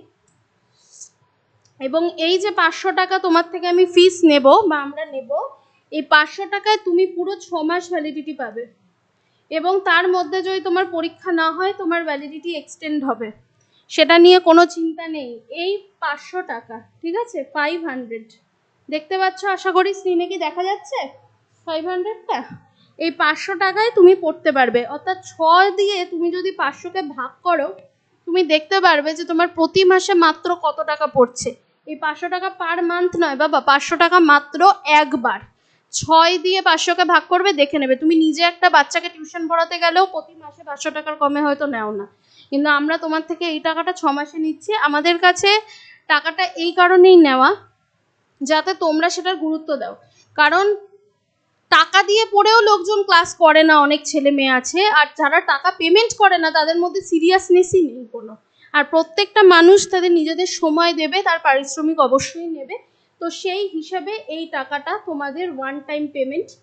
তোমরা যদি অ্যাডমিশন নেবে বলে ভাবো, আমি একটা উপায় বলে দিচ্ছি তোমাদের। অ্যাডমিশন নিতে গেলে দুটো উপায় আছে। একটা হচ্ছে আমাদের অ্যাপটাকে ডাউনলোড করতে পারো, গুগল প্লে স্টোরে যাবে, আমাদের অ্যাপটা ডাউনলোড করতে পারো, দেখবে ডেসক্রিপশন বক্সের নিচে আমাদের হোয়াটসঅ্যাপ নাম্বার যাচ্ছে, ওখানে যোগাযোগ করতে পারো।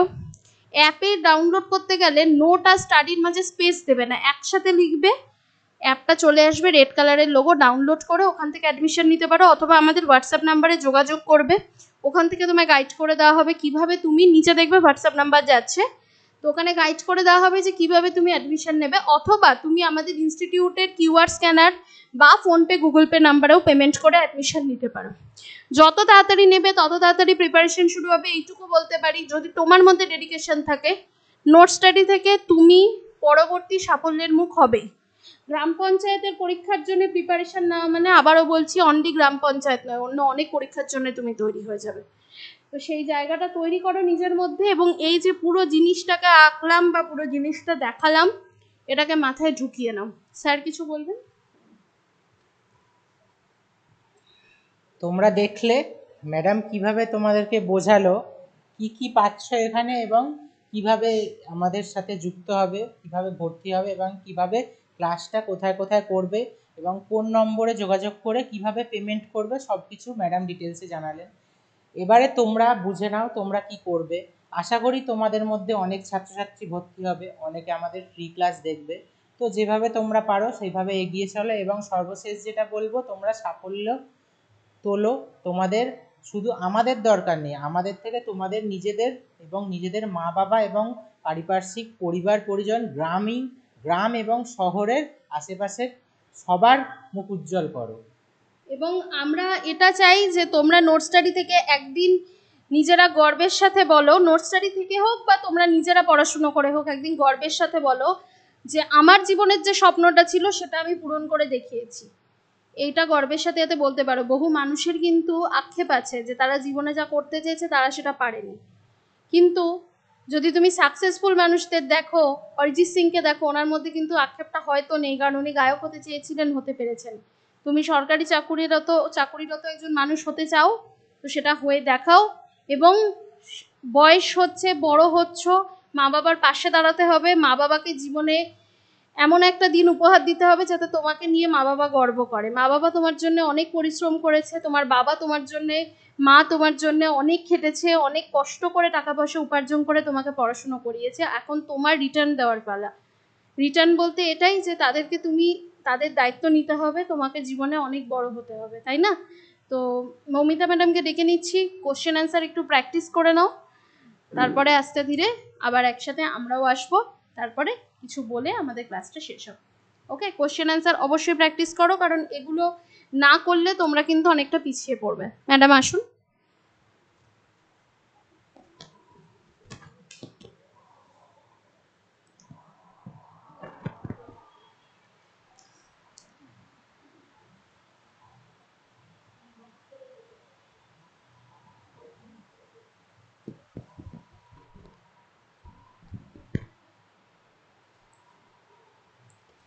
দেখো, এবারে রুরাল সোশিওলজির সম্পর্কে কিছু প্রশ্ন আমি তোমাদের সামনে রেখেছি, যে প্রশ্নগুলো হয়তো পঞ্চায়েতের পরীক্ষার জন্য কিন্তু ইম্পর্টেন্ট রয়েছে বা আসতে পারে। ঠিক আছে, তো এইরকম আরো অনেক প্রশ্নও থাকবে পঞ্চায়েত বা রুরাল সোশিওলজি সম্পর্কে পঞ্চায়েতের পরীক্ষার জন্য, যেটা মেন বৈশিষ্ট্য বা যেটা ধরো গ্রামীণ সমাজে কি বৈশিষ্ট্য রয়েছে। অপশন রেখেছি 4টে: আনুষ্ঠানিক সম্পর্ক, মুখোমুখি মিথস্ক্রিয়া, উচ্চ ঘনত্বের জনসংখ্যা, নাকি গতিশীল জীবনধারা। গ্রামীণ সমাজের বৈশিষ্ট্য।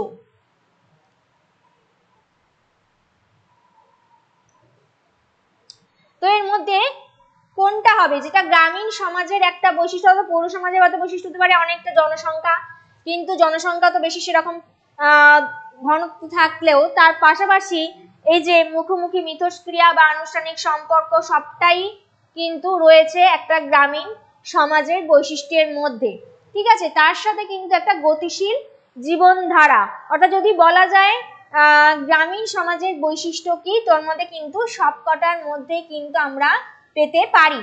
মানে বৈশিষ্ট্যর মধ্যে কিন্তু একটা থেকে ধরো গতিশীল জীবনধারাও চলে আসে, এবং সেক্ষেত্রে তার সাথে সাথে কিন্তু আনুষ্ঠানিক সম্পর্ক এবং প্রত্যেকটা গ্রামবাসীর মধ্যে এই যে পারস্পরিক একটা মিথস্ক্রিয়া বা ভাব আদান প্রদান যেটাকে বলা হয়ে থাকে সেটাও কিন্তু থাকে। নেক্সট প্রশ্ন হতে পারে,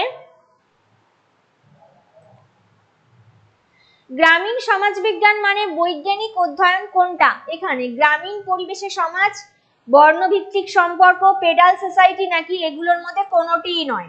যেটা একটা সায়েন্টিফিক রিসার্চের মাধ্যমে করা হয়ে থাকে বা গ্রামীণ সমাজবিজ্ঞানের অধ্যয়নের মধ্যে পড়ছে, সেইটা হচ্ছে কি না গ্রামীণ পরিবেশে সমাজ।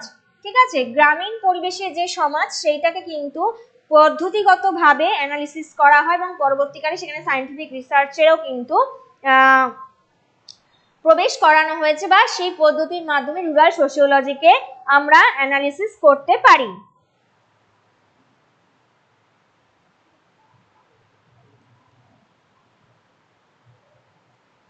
নেক্সট হচ্ছে এর মধ্যে গ্রামীণ এলাকার অধিকাংশ সমাজ কি রকম ধরনের দেখতে পাওয়া যায়? আদিম, শিল্প, মডার্ন, নাকি অ্যাগ্রিগিয়ান। মানে অ্যাগ্রিগিয়ান হচ্ছে কি মডার্ন, এখানে দেখো, অর্থাৎ আদিম হতে পারে, আদিম সমাজ ব্যবস্থা হতে পারে গ্রামীণ এলাকার মধ্যে। ঠিক আছে, আধুনিকতার হতে পারে, অথবা শিল্প হতে পারে, অথবা অ্যাগ্রিজিয়ান মানে হচ্ছে যেটা হচ্ছে কৃষি ভিত্তিক বা এগ্রিকালচারাল বেসড। কোনটা? এর মধ্যে গ্রামীণ সমাজ বলতে অধিকাংশই কিন্তু হয় হচ্ছে অ্যাগ্রিজিয়ান বা কৃষি ভিত্তিক সমাজ ব্যবস্থা, বা যেটা এগ্রিকালচারের উপর বেশি দৃষ্টি নিক্ষেপ করে, অর্থাৎ কৃষি ভিত্তিক সমাজ ব্যবস্থা সেটা গ্রামীণ এলাকার একটা বৈশিষ্ট্য বা গ্রামীণ সমাজ ব্যবস্থার একটা বৈশিষ্ট্য।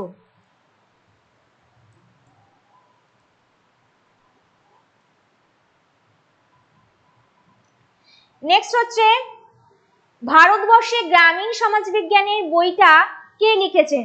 অক্ষয় আর দেশাই, মানে এ আর দেশাই, মীরা দেশাই, এম এন শ্রীনিবাস, নাকি রামারাও ইন্দিরা। কে লিখেছেন রুরাল সোশিওলজির বইটি? বইটি লিখেছেন হচ্ছে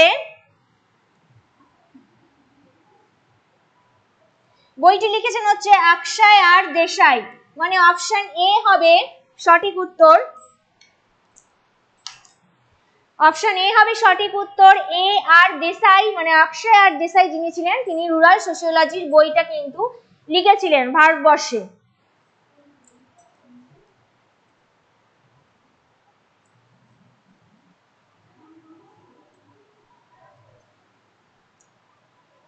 নেক্সট হচ্ছে যিনি কৃষক আন্দোলন এবং গ্রামীণ সমাজবিজ্ঞানের জন্য দুটোর জন্যই কিন্তু বিখ্যাত ছিলেন, তার সাথে রয়েছে কার নাম যুক্ত? ইন্দু মেনন, ডি এন ধনাগ্রে, মীরা কোসাম্বি, নাকি ঈশ্বর মোদি।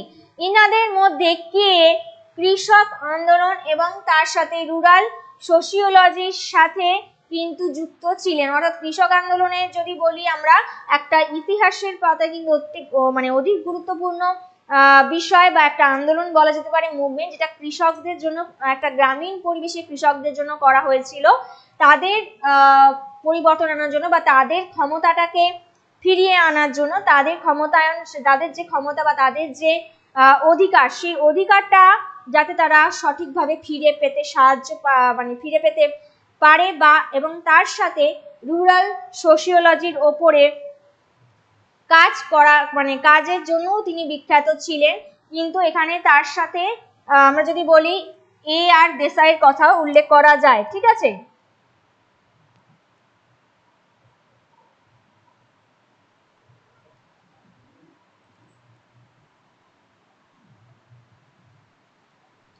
আচ্ছা, যেখানে মীরা কোশাম্বী তার সাথে কিন্তু আর দেশাইয়ের কথাও বলা যায়, যেটা অক্ষয় আর দেশাইয়ের কথা বললাম, যিনি কিন্তু রুরাল সোশিওলজির পাশাপাশি তিনি কিন্তু এই কৃষক আন্দোলনের সাথেও কিন্তু অবশ্যম্ভাবে যুক্ত ছিলেন। তো এই রুরাল সোশিওলজি বা গ্রামীণ সমাজতত্ত্ব বিষয়ে যে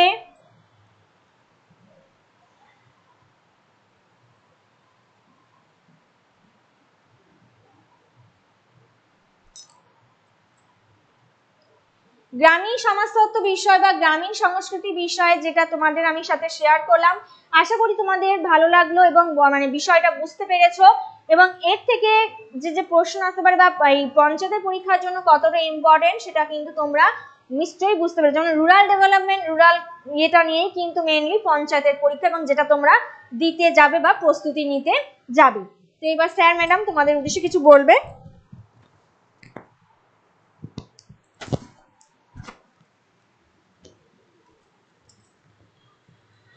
তো তোমরা প্রত্যেকে ক্লাস করলে, আশা করি প্রত্যেকের ক্লাস ভালো লেগেছে, কারণ ম্যাডাম প্রচুর ভালোভাবে খুব ডেডিকেশনের সাথে এই প্রত্যেকটা যে বিষয়ের প্রত্যেকটা যে জিনিসকে উনি কিন্তু তুলে ধরেছেন এবং এখান থেকে তোমাদের কাছে কিন্তু কোশ্চেন কমন আসবে, এটা তোমাদের কাছে আমরা বলতে পারি, কারণ এই বিষয়টা খুবই গুরুত্বপূর্ণ একটা বিষয় গ্রাম পঞ্চায়েতের সিলেবাসে এবং এটাকে যদি ভালো করে পড়ো পরীক্ষায় প্রশ্ন কমন আসবেই। দেখো, আমরা এর আগে আমি এবং স্যার তোমাদেরকে বলেছি অনেক কিছু, ম্যামও তোমাদেরকে পড়িয়েছেন।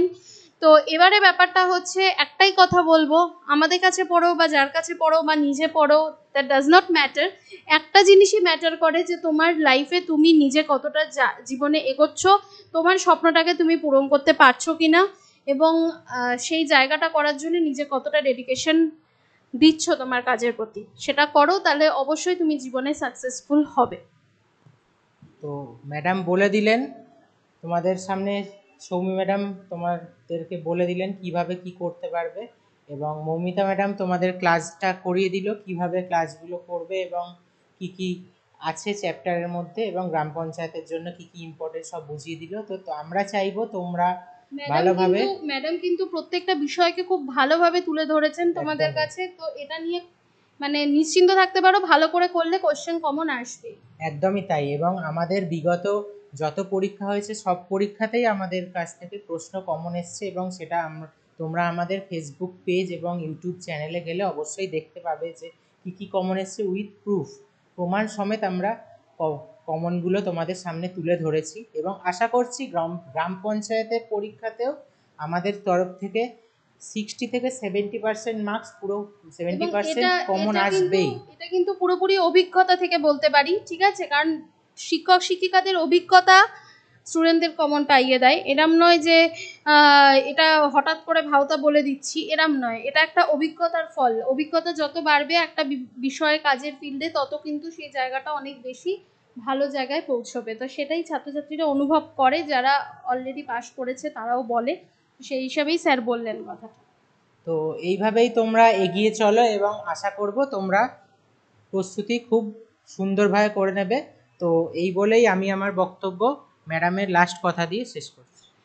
প্রত্যেকে ভালো করে পড়ো, বেস্ট অফ লাক বলবো প্রত্যেককে, এবং এটা কিন্তু কখনোই ভেবো না যে ওয়েস্ট বেঙ্গলে পশ্চিমবঙ্গে এখন চাকরি পরীক্ষার এই অবস্থা, আমি কি করব।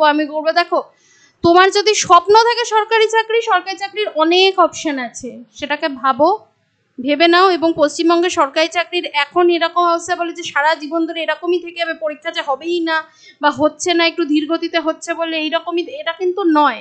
তুমি প্রিপারেশন নিলে, এখন থেকে প্রিপারেশন নেওয়া শুরু করলে হট করে 3 মাসে 6 মাসে চাকরি পেয়ে যাবে, এরমও নয়। তোমাকে খুব ভালো করে পড়তে হবে, তবেই তুমি চাকরিটা পাবে। আর খুব ভালোভাবে যারা পড়ে তারাই কিন্তু এতটা শর্ট টার্মে চাকরি পেতে পারে, বা অনেক ক্ষেত্রে তাদেরও একটু সময় লাগে। কাজেই তুমি ধৈর্য নিয়ে ভালো করে পড়াটা শুরু করে দাও, ঠিক আছে? যারা পড়ার মধ্যে আছো তারা তো অবশ্যই জানো যে পড়াটাকে ধৈর্য নিয়ে করলে একদিন তোমার জীবনে সাফল্য অবশ্যই আসবে, ঠিক আছে? তো চলো, প্রত্যেকের তরফ থেকে তোমাদেরকে বেস্ট অফ লাক, প্রত্যেকে ভালো করে পড়াশুনো করো, ভালো করে জীবনে এগিয়ে যাও, অনেক উন্নতি করো, তোমাদের প্রত্যেকের জন্য শুভকামনা রইল আমার তরফ থেকে।